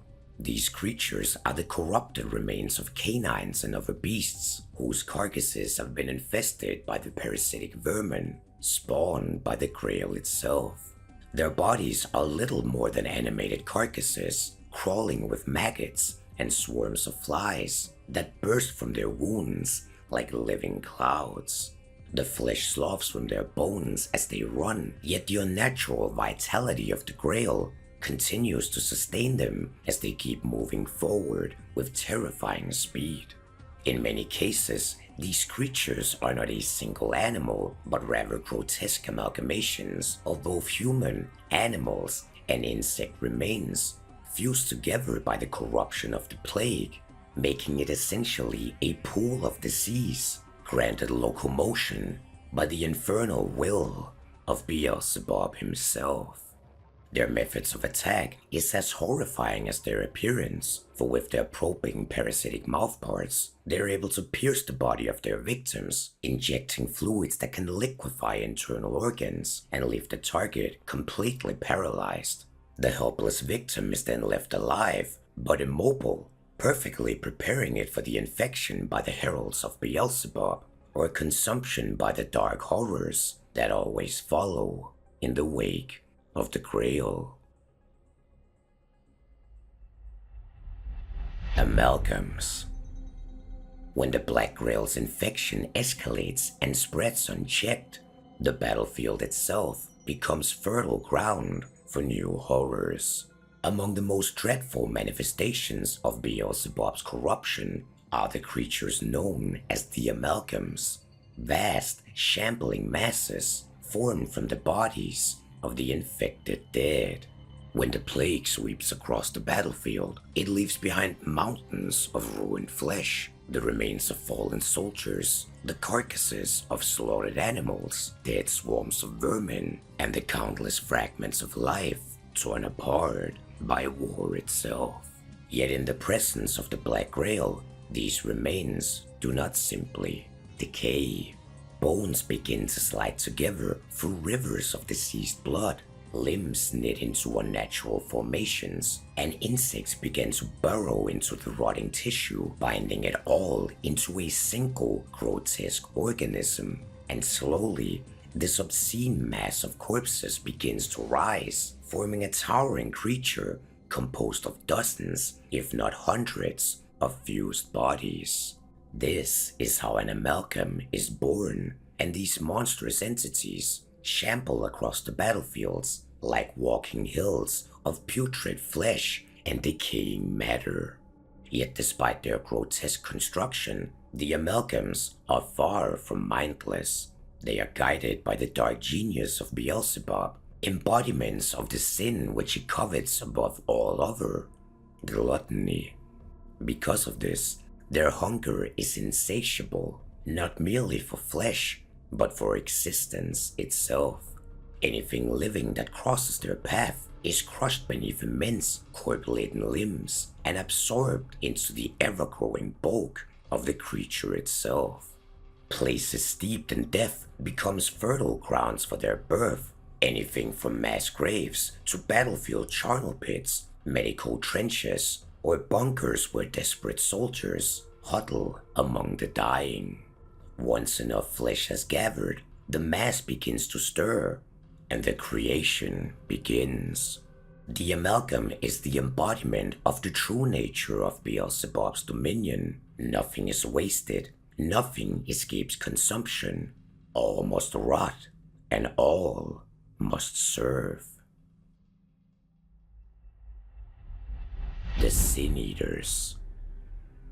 Once mortal men and women, their overwhelming indulgences, greed, and hunger, combined with the corrupting influence of the Hellgate, turned them into a form of monstrosity that now finally matches their inner foulness.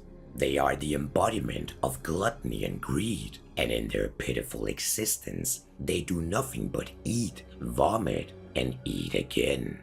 Their bodies have swelled into obscene masses of meat, stretched to the very point of rupturing, yet their endless desires for consumption will never be satisfied. They exist in a permanent state of near-bursting excess, sustained only by the infernal law of hell that denies them the act of ever achieving relief.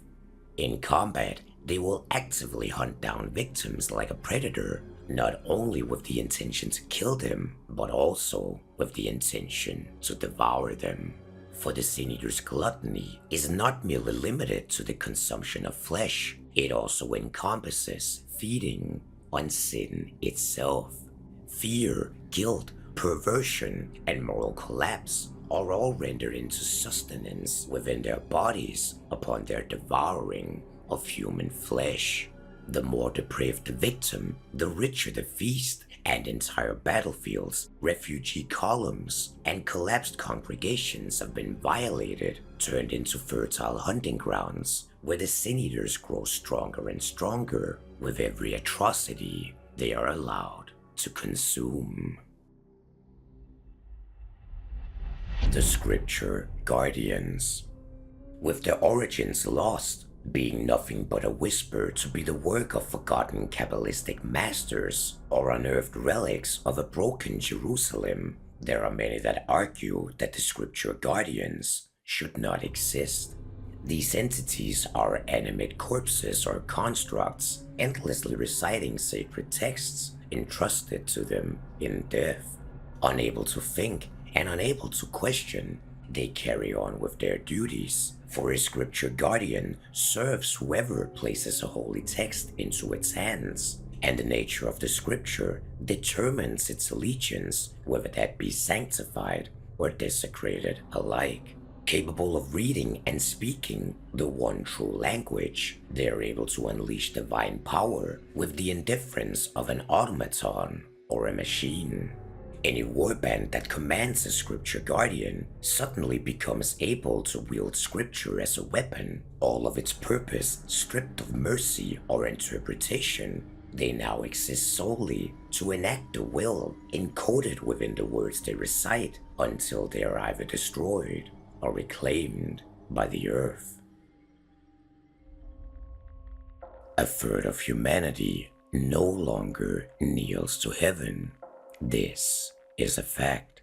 Instead, they have given up their faith for an escape from their unbearable reality, an existence which they blame on God Himself.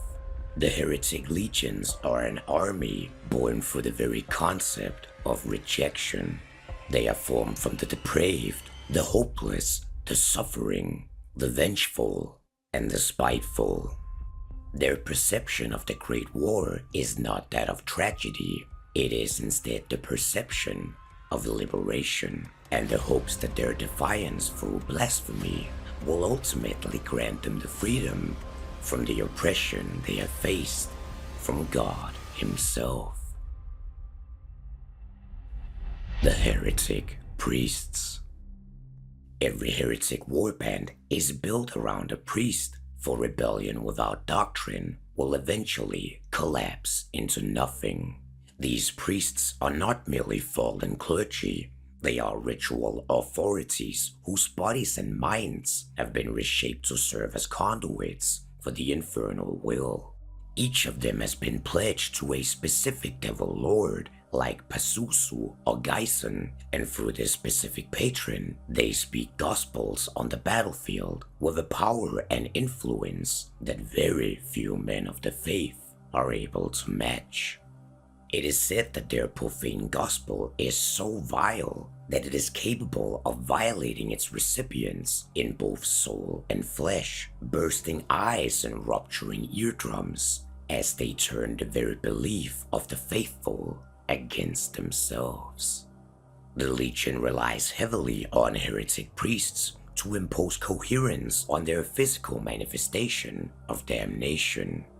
They are essentially the cornerstones of heresy on earth, directing, compelling, and reshaping the campaigns of the Heretic Legion through sanctioned commands backed by hell itself.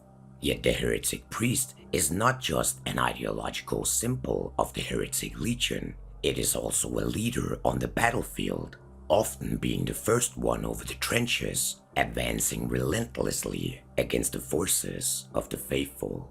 Shrouding their approach in choking vapors and sacrificial rites, they will often drag their victims into unwilling proximity, where escape from physical mutilation suddenly becomes an impossibility. Without a heretic priest, a warband becomes nothing but a mob of damned souls, yet under their control, they become a ritual in motion, heresy aligned. The Heretic Troopers. They are the pilgrims of the Heretic Legion. They are the ones who took up a stance of defiance against the Lord and committed themselves to an unfathomable journey, one with only a single possible outcome. They are the ones who have ventured through the Valley of Tears, in the process passing by millions of tormented souls, all who have failed the very same journey, their bodies or minds being too weak to withstand the scorching touch of the inferno, who now remain laying where they fell, unable to move, existing in an eternal state of suffering beneath the roaring flames and blaze of the mouth of hell itself. The pilgrimage of dedication comes to an end when they reach the Vale of Tears. Here they will lay eyes upon the gate of hell, and should they survive the encounter, their pilgrimage is complete, and they will now have damned their souls for all of eternity. Enlisted into the Heretic Legion after a successful pilgrimage, these troopers are armed with whatever can be produced within the factories of hell. They will form the bulk of the Legion's strength, yet hold no perceived value to neither heretics nor the Lords of Hell itself. Because of this, their equipment is inconsistent, their armaments are poor, and they possess only a minimal amount of training. Yet where their value lies is in their persistence and determination.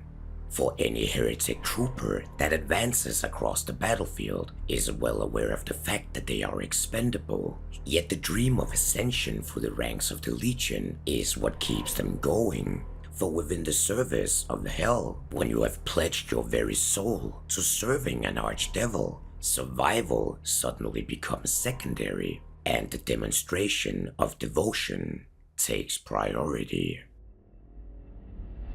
The Anointed. The Anointed are the pilgrims of the Heretic Legion, the heretic troopers who made the journey across the Vale of Tears, reached the gate of hell, and were able to continue onward. Ordained by their sacrifice and dedication by their patron archdevil, they will pass through the gates of hell and walk the shores of the lake of fire. chanting and meditating until the flames of hell char their flesh black beyond any hope of ever recovering. In return for this sacrifice, they are gifted powerful armor and weapons forged within the iron pits, as well as titanic strength sufficient to handle all of these gifts without any sign of exhaustion. Strong, versatile, and immune to fire, the Anointed are the sledgehammers of the Heretic Legion, often favoring the use of massive flamethrowers filled with the pitch from the lake of fire itself. The Naval Raiders. The Naval Raiders are the Anointed of the Heretic Fleet, the chosen predators of the blasphemous forces at sea. Drawn from among the most capable and ambitious of the legions, they are a continuous pest on the shores of the faithful, sailing across the seven seas on massive warships created in mockery of Noah's Ark. The behemoth capital ships that carry them, floating cities of iron and sacrilege, prowl the waters as mobile fortresses, releasing strike crafts and submarines that stalk both trade routes and military convoys of the church. Yet it is the raiders themselves who delivered the most decisive blow, operating in small, disciplined warbands. They infiltrate both harbors, shoreline batteries, as well as sleeping port towns beneath the cover of darkness. Their very armor has been altered for this specific purpose, being both sealed and reinforced so that it may serve as diving gear. The Naval Raiders are known to move in entire squads beneath the waves, gathering unseen near the target's location, sustained by their cylinders filled with both oxygen as well as the unnatural fumes from the lake of fire itself. At dawn, they rise from the depths of the sea, serving as an offering to the Morning Star, bringing with them poison gas, silenced weapons, and boarding access into the unfortunate towns and cities of the faithful who might be unlucky enough to be subjected to their raids. The Death Commandos. At the early stages of childhood, heretic youths are taken from their homes and sent beyond the gates of hell to be raised as the Inferno's assassins. Out of the few that are chosen, even fewer return from their training, but those who complete these grueling trials will at the end stand amongst the most elite of the heretic legions, serving as the Death Commandos. Forced beyond the gates of hell, where their skin is blistered and burned off in the process, they are raised and trained by all of history's greatest murderers in the endless methods and ways of killing another person. Within the seventh circle, they are stripped of fear, hesitation, and identity, trained to move through war with the same precision as a scalpel that cuts through flesh. Their weapons are forged in Tartarus and quenched in the river Styx, now possessing a toxicity far beyond that of any earthly venom. On their backs, they carry an infernal device powered by the heart of an innocent, a device that is able to bend light around them, rendering them invisible not just to the men on the battlefield, but to the eyes of heaven as well. At the end of their training, their tongues are ripped out, and so they will never speak of what they have been taught within hell, forced into an eternity of silent servitude, in which the Death Commandos instead communicate with each other through a complex system of inscrutable hand signals. Slithering unseen through no man's land, they are the shadow of the Heretic Legion, and perhaps the single greatest fear among all of the faithful soldiers. The Choristers. The Choristers are a statement. They are an act of defiance in the shape of a mortal sin, a sin that God cannot forgive. The Choristers are heretics who has chosen to pledge themselves to hell through the act of ritualistic suicide. The commitment is both a combination of spite to God, but also as an act of direct insult to what they see as tyrannical demands of both subjugation and eternal obedience. To complete the transition to a chorister, the subject will venture to the inverted churches of the heretic legions, and there at the bottom of the black altars, they will use sacrificial knives to mutilate themselves. They carve blasphemous runes into their own skin, maiming themselves as much as physically possible until they finally succumb to their wounds, for it is said that the greater the trauma inflicted, the sweeter the sacrifice becomes. Out of all of these depraved subjects, only the most devoted, the ones truly willing to commit to the sacrifice, slice their own throats as violently as possible, cutting as deep as they can before they perish. Most of these wretched souls who kills themselves to spite God ultimately end up having their sacrifice rejected by the archdevils, meaning that their suicide, sacrifice, and defiance were in utter vain, and instead of resurrection and service within the heretic legion, they are now instead forced to suffer in the flames of the lake of fire for all of eternity. Yet among all of these self-inflicted deaths, there are those who are deemed worthy. These subjects will be reborn 9 days later, and upon their resurrection, they finish their own decapitation and lift their severed head in triumph, which will now sing without lungs or breath. The voices they echo carry visions of the inferno into the minds of the living, eroding both resolve, strength, and their sanity alike. Whenever the chorister sings, the blood that pours from its open wounds rearranges itself into shifting demonic sigils, mimicking the echo of the satanic hymns that they chant. On the battlefield, the choristers are a method of corrosion. Anything within their proximity is a poison to the faithful, and with their song they disintegrate moral, unravel cohesion, and are able to shatter entire formations of stalwart soldiers, all of them driven mad by the effects of the vile sonnets uttered by Hell's vocalist. The Artillery Witches. The artificial horrors of the third circle of hell. Being mechanical units of the Inferno, it is said that no one has ever seen the face of an artillery witch, and it is often doubted if they even possess one. Being able to manifest live ordnance through portals of darkness, the artillery witch is a magnificently dangerous adversary, drawing her infernal bombs directly from the munition factories within the third circle of hell itself. Though it is a subject of much discussion whether they are indeed truly living beings, or rather manufactured automatons, is all in the end irrelevant, for their function on the battlefield is singular. They exist purely to provide utter destruction, to evoke terror among enemy troops, and the sheer magnitude of carnage that they are able to impose has elevated them to such terrifying levels that their very silhouette and figure has become synonymous with the Heretic Legion and might be one of the most easily recognizable figures within the entirety of the Great War. The Werewolf Assault Beasts. The werewolf is a ferocious monster of both muscle and machine. Though created within Hell's factories, the body of the creature still shows signs of its former life and existence.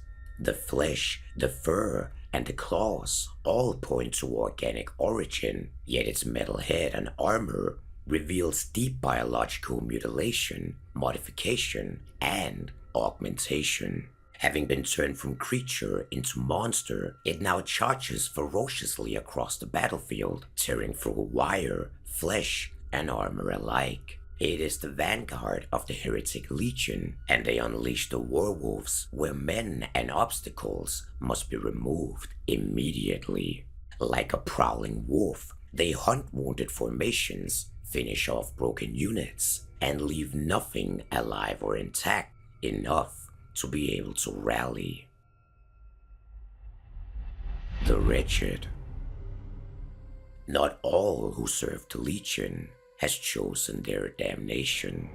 The wretched are captured soldiers, slaves born into serfdom, or broken souls offered a single path to freedom. Service so grueling, so horrifying that death itself becomes relief. Drugged, branded, and barely armed, they are hurled forward with absolutely no care to die in the place where others must not. They are the mindless horde of the blasphemous military, the walking meat shields, mere maggots beneath the boots of the Legion, and hell itself.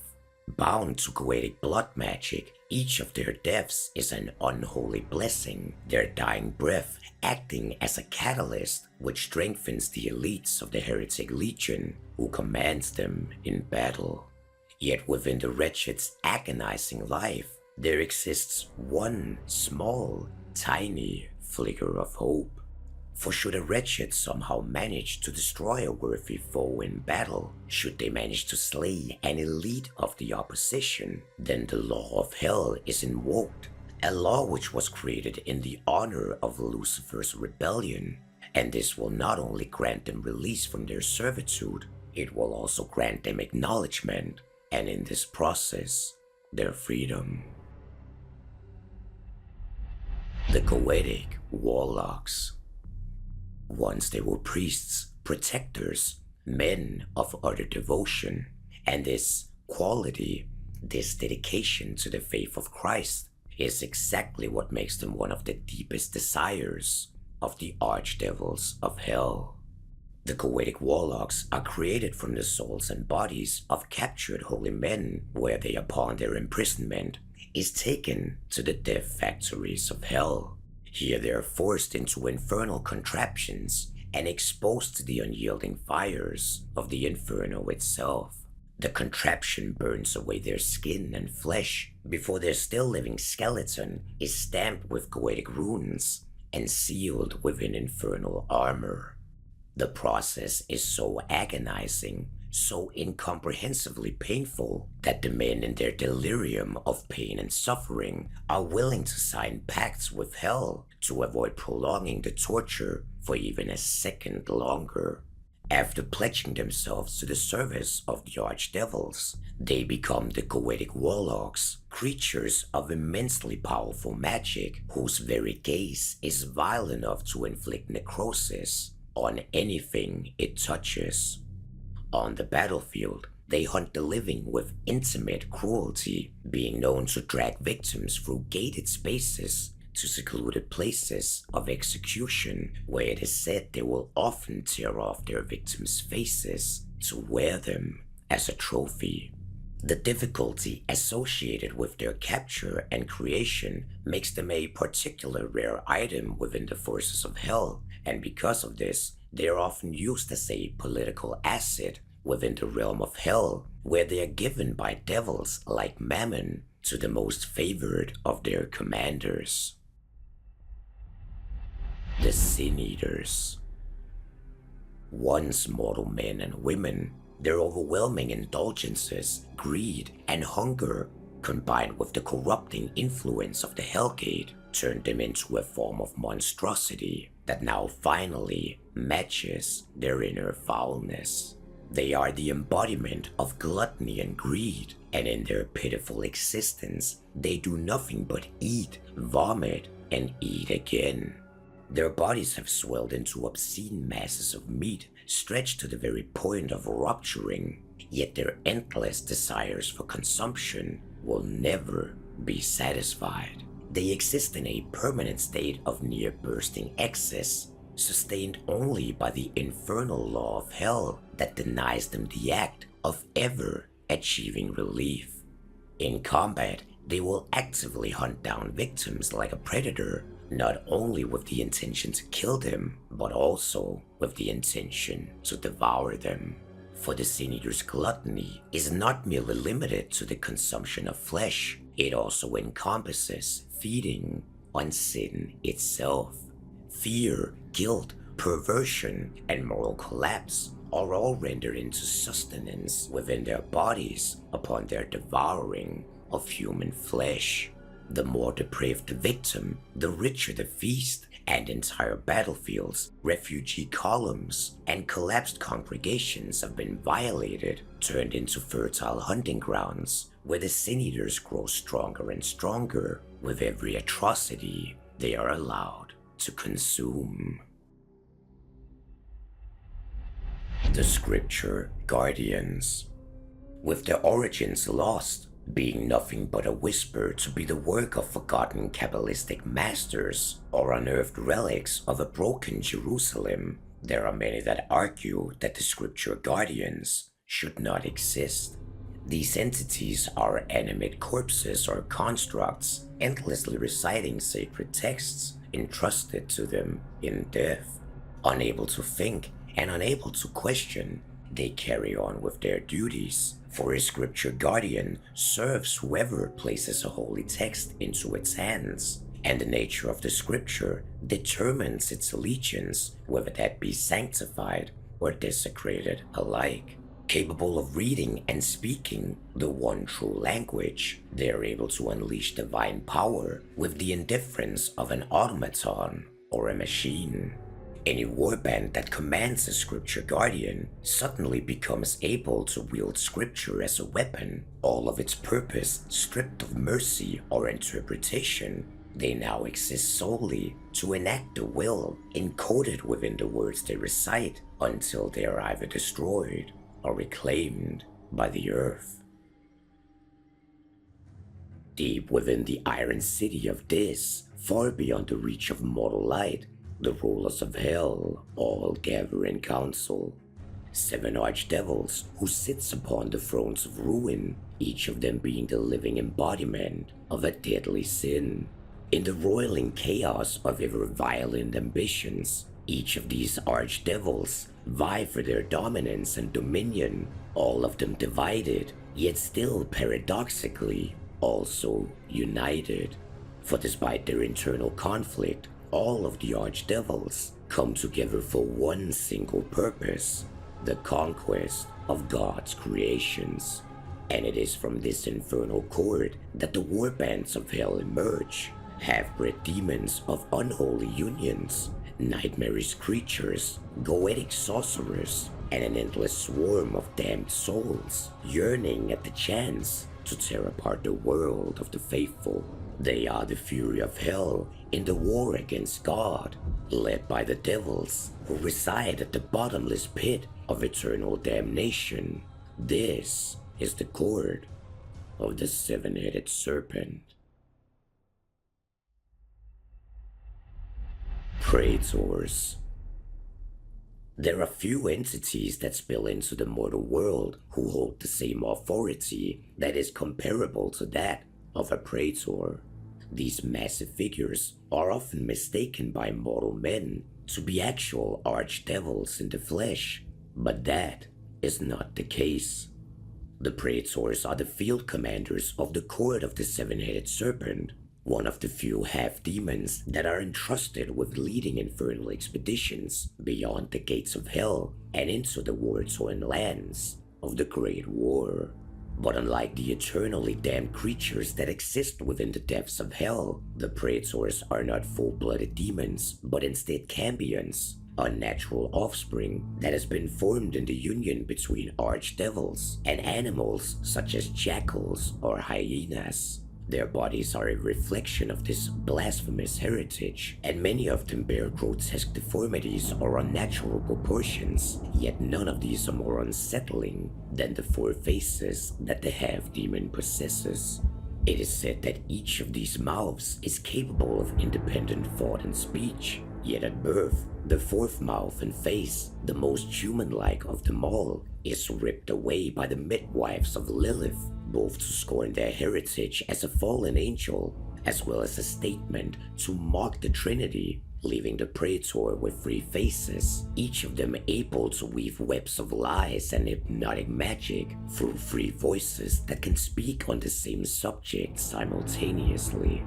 But unlike all other devils who remain bound within hell's hierarchy due to the covenant of hell, a divine law that prohibits any demon of setting foot upon the surface of earth, The Praetors, standing as half-breeds, functions as a loophole in the Covenant and are uniquely suited to carry out excursions within the mortal world. Despite their low-born noble status within the court itself, this freedom of movements makes them invaluable to the court, allowing them to command warbands and be an extension of the very will of hell itself. Some of these warbands are tasked with hunting down relics and artifacts, others are dispatched to desecrate holy sites, disrupt the armies of the faithful, or even to support the ambitions of the heretic legions, the damned underlings who serve the princes of hell. Whatever the mission, it is usually a praetor that acts as the supreme authority over the infernal forces that has been assigned to it. On the battlefield itself, a praetor is both a strategist and an executioner, one of the most powerful entities that any unfortunate soul could ever have the displeasure of facing in the trenches of the war. It is through the sheer terror and authority that they lead and coordinate demonic creatures, enslaved mortals, and corrupted warriors that all form the backbone of the court's armies. Within the Great War, it is well known that wherever a praetor marches, the will of the seven-headed serpent will be carried out with relentless fury. For should it ever fail its duties, displease its masters, or simply be subjected to torture just for the sake of torture, then the praetor may be robbed of its fragile position within the top of the hierarchy and be shamed, demoted, and obliterated by being crushed into a Hell Knight, now destined to serve as an example that within the court of the seven-headed serpent, your existence at the top is fragile, and pleasing the archdevils of hell is often, if not always, a task that is almost impossible. Sorcerers. High above the burning plains of hell, atop jagged towers that claw at the blackened sky, the sorcerers of the court of the seven-headed serpent conduct their infernal rituals that sustain hell's war efforts against all of creation. From these bleak spires, their voices carry across the dominions of the archdevils, eerie, ululating chants that echo across the endless hellscapes of the inferno and the wastelands of the trenches of mankind. These cries are leagues and scores above simple incantations. They are dark summons calling forth the warbands of hell to gather and march at the command of their infernal masters. The sorcerers themselves stand like the half-bred praetors as the elite of the court, occasionally taking charge of incursions within the earthly realm. But unlike the praetors, born through unholy relationships through the devils and animals, the sorcerers themselves are no half-breeds. Each of them is born from the fragment of a fallen angel. When the host of heaven was cast down during the Great Rebellion, many of the celestial beings were shattered in the violence of their fall. Yet being creations of divination, their essence did not perish. Instead it was shattered, splintered into 1,000 pieces of broken divinity that managed to endure within the depths of hell. It is from these fragments that the sorcerers were formed, beings that now exist suspended at the precise moment when their original angelic life ended. Thus they exist in a strange and unnatural state, neither truly alive nor truly dead. The radiant powers once possessed by their complete angelic forms has long since faded, yet the eternal spark of celestial origin still burns within them. And though their form and spiritual presence has been corrupted, these fragmented remnants of divine nature makes them incomprehensibly powerful, granting them a unique capacity for incredible magical power. It is this very potential that makes the sorcerers indispensable to the court of the seven-headed serpent. And across all of hell's endless dominions, they are seen traveling to the highest peaks and the lowest depths, gathering knowledge of dark power hidden upon ancient tablets within the infernal wilderness of hell itself. It is said that these many-peaked unnatural mountains, in their abstract geometry, serves as a counterpart to the holy mountains in which the divine law was once revealed to the species of mankind. To locate these ancient tablets, the sorcerers rely upon blind augurs and doomed diviners, mystics who wandered too far in their search for enlightenment and instead found the damnation of hell's domains. Guided by their cryptic visions, the sorcerers pore over shifting maps and blasphemous tomes within their vast libraries, searching for clues to the location of these priceless artifacts. Whenever a possible site of a tome is discovered, an expedition is assembled.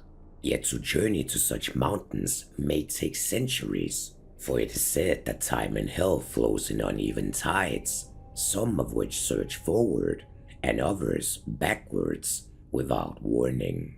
The landscape itself is said to shift constantly, and the wild regions far beyond the cities of the archdevils teem with endlessly strange and lethal creatures. Yet should a sorcerer finally reach a mountain summit to locate a tome, it is then they must face the final trial all by themselves. The peak of the mountain is encircled by ancient standing stones that vibrate with suppressed power. Above them hangs a pillar of black smoke that churns like a festering wound in the sky.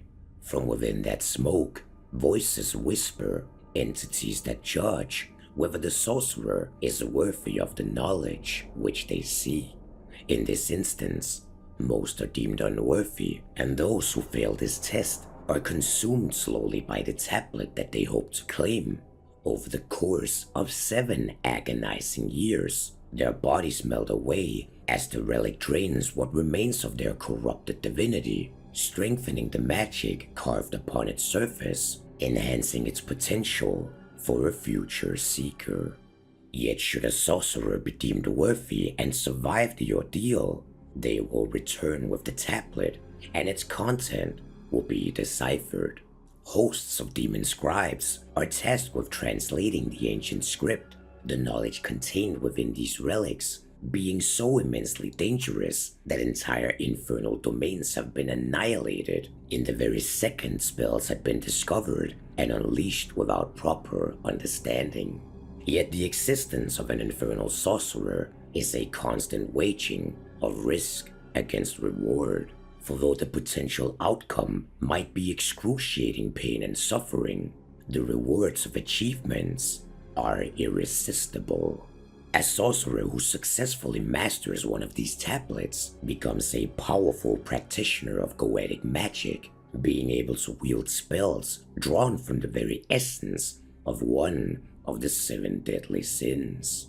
At this point, their power will be fueled directly, but also vastly enhanced by suffering, channeled through the torment of the countless wretched mortals that exist as slaves within the heretic legions or the war bands of the court itself.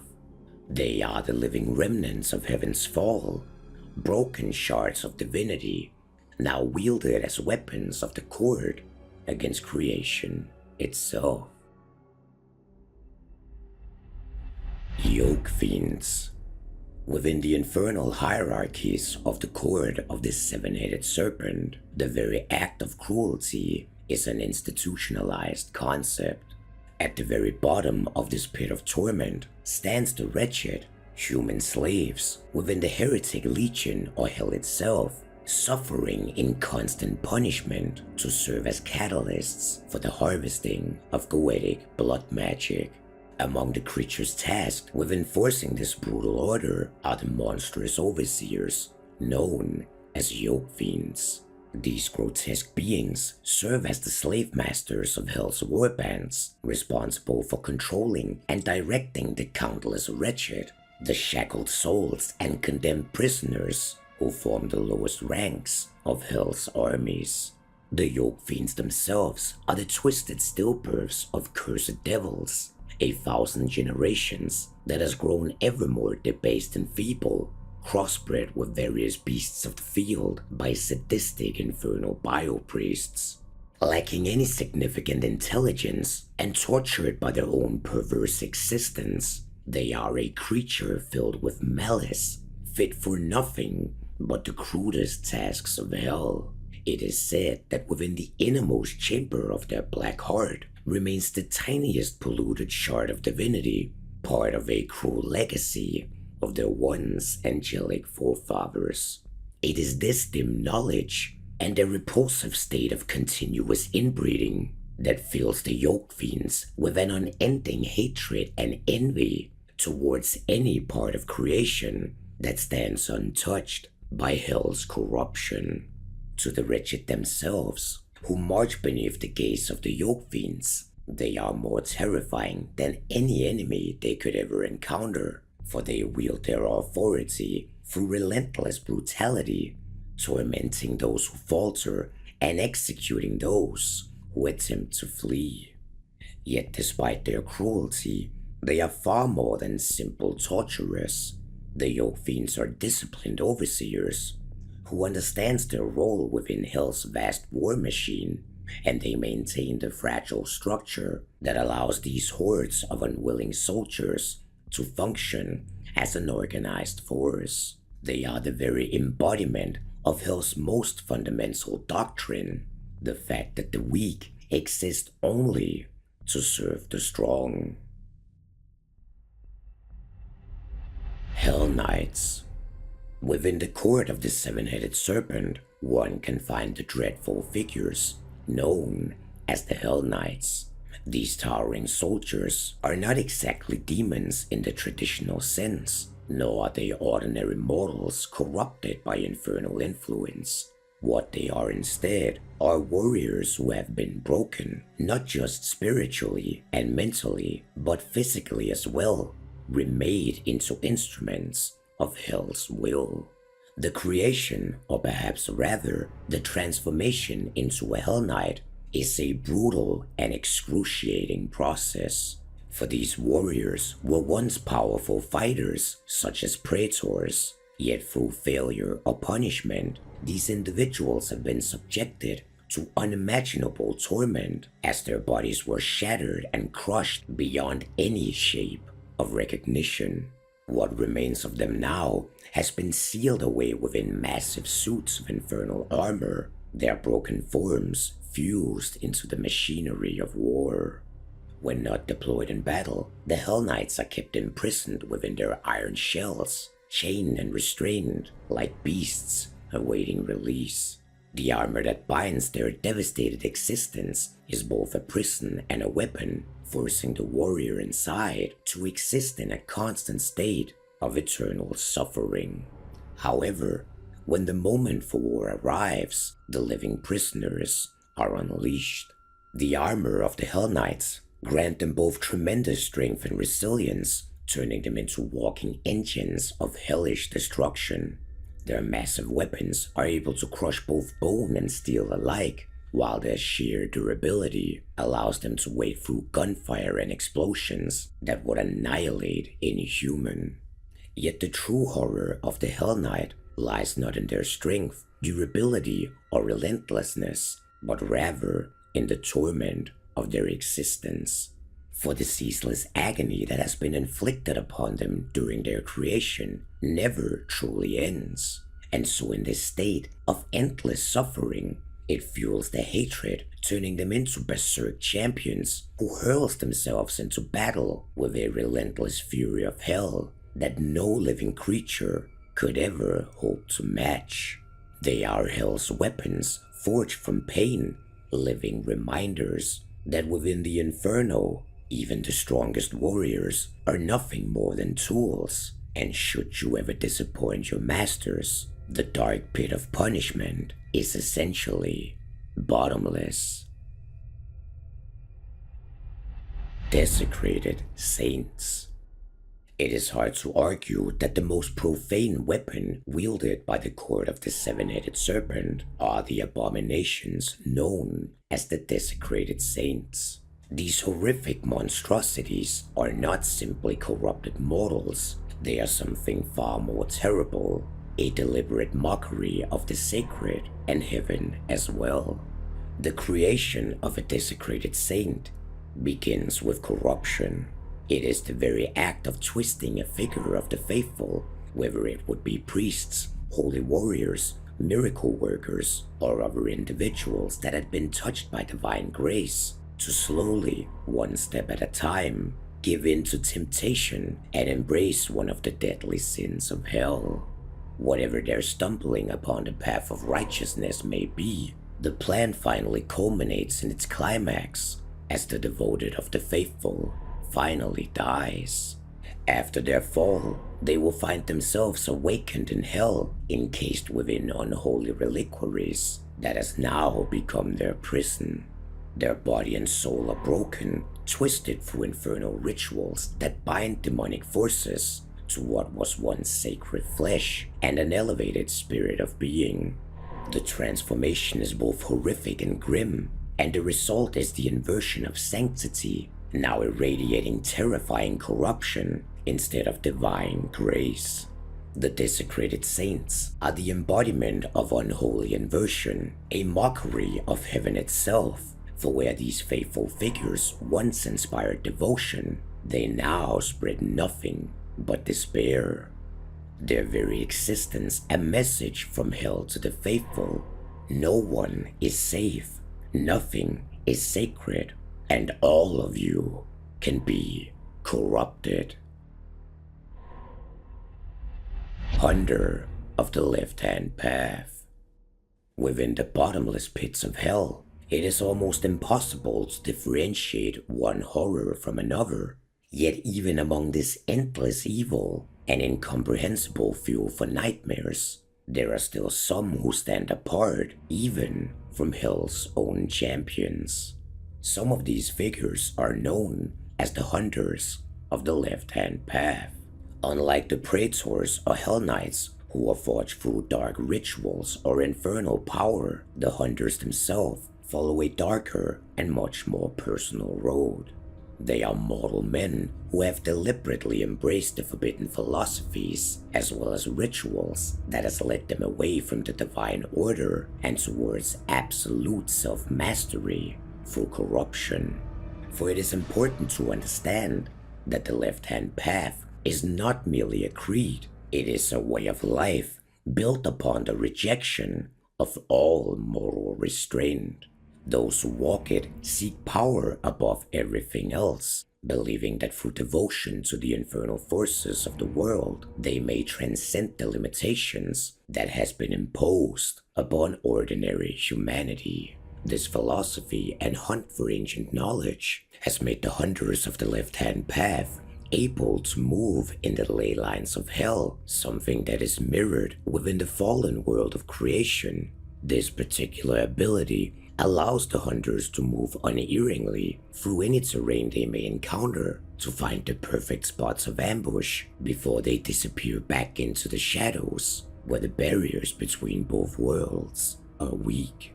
To arm themselves, the Hunters perform dreadful rites upon their left arm, driving nails of infernal iron into their flesh, black metal that has been forged in the foundries of pandemonium.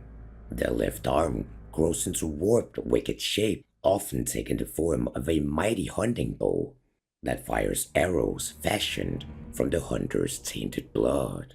The weapon that has sprouted from their left arm, the bow of Leaf, is infamous across the trenches of the Great War and known as one of the most dangerous weapons in existence. Yet it is an interesting fact that these hunters are so rare and so skilled that they are among the few entities within hell who are actually able to oppose the calls of the devil lords, preferring instead the solitude of the cursed wilderness of hell, where they hunt for vile and disturbing creatures, dismissing the orders from the princes of hell as suggestions at the very best. And so the hunters remain, fierce, defiant, seeking both glory, power, and worthy prey. Pit Locusts. The pit locusts are infernal vermin spawned in the deepest chasms of hell. It is here where the corruption of the pit breeds creatures that exist only to spread suffering. They are the very omen of the cord of the seven-headed serpent, and it is said that the clatter of metal against metal is what announces the approach of any warband of hell. It is said by some that they are the debased remnants of once proud angels, lesser Ishim, that perverted their faith at the sacrificial altars to Baal or Moloch and gorged themselves on the blood of children offered to the graven images.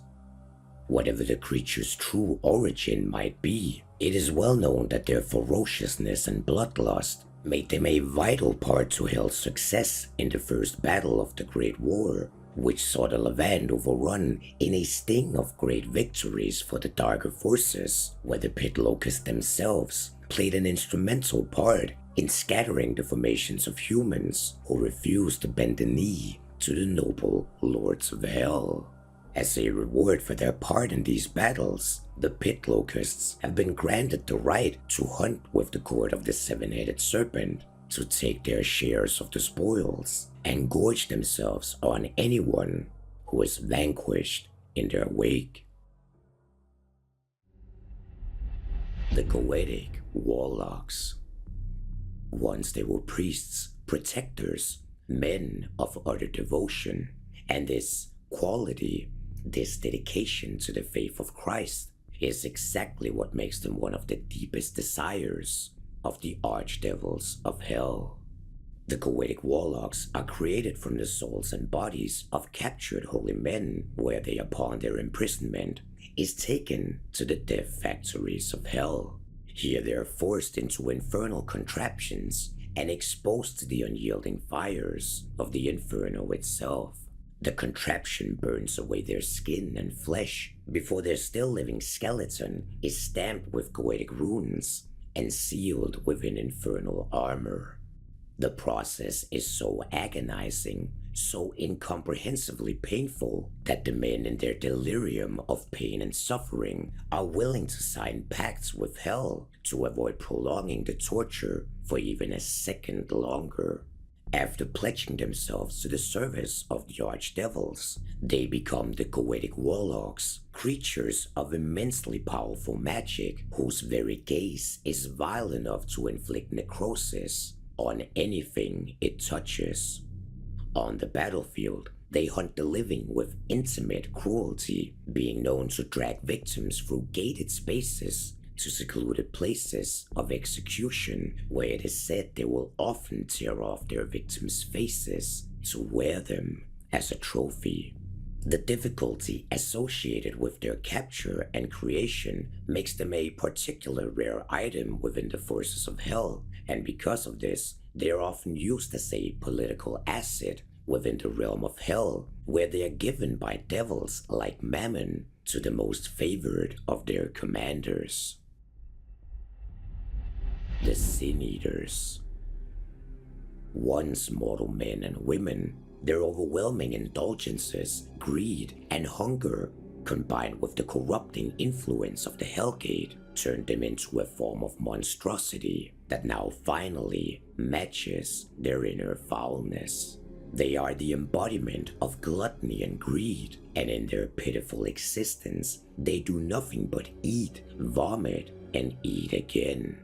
Their bodies have swelled into obscene masses of meat stretched to the very point of rupturing, yet their endless desires for consumption will never be satisfied. They exist in a permanent state of near bursting excess, sustained only by the infernal law of hell that denies them the act of ever achieving relief. In combat, they will actively hunt down victims like a predator, not only with the intention to kill them, but also with the intention to devour them. For the Sin Eater's gluttony is not merely limited to the consumption of flesh, it also encompasses feeding on sin itself. Fear, guilt, perversion, and moral collapse are all rendered into sustenance within their bodies upon their devouring of human flesh. The more depraved the victim, the richer the feast, and entire battlefields, refugee columns, and collapsed congregations have been violated, turned into fertile hunting grounds, where the sin-eaters grow stronger and stronger with every atrocity they are allowed to consume. The Scripture Guardians. With their origins lost, being nothing but a whisper to be the work of forgotten Kabbalistic masters or unearthed relics of a broken Jerusalem, there are many that argue that the Scripture Guardians should not exist. These entities are animate corpses or constructs, endlessly reciting sacred texts entrusted to them in death. Unable to think and unable to question, they carry on with their duties, for a Scripture Guardian serves whoever places a holy text into its hands, and the nature of the Scripture determines its allegiance, whether that be sanctified or desecrated alike. Capable of reading and speaking the one true language, they are able to unleash divine power with the indifference of an automaton or a machine. Any warband that commands a Scripture Guardian suddenly becomes able to wield Scripture as a weapon, all of its purpose stripped of mercy or interpretation. They now exist solely to enact the will encoded within the words they recite until they are either destroyed or reclaimed by the earth.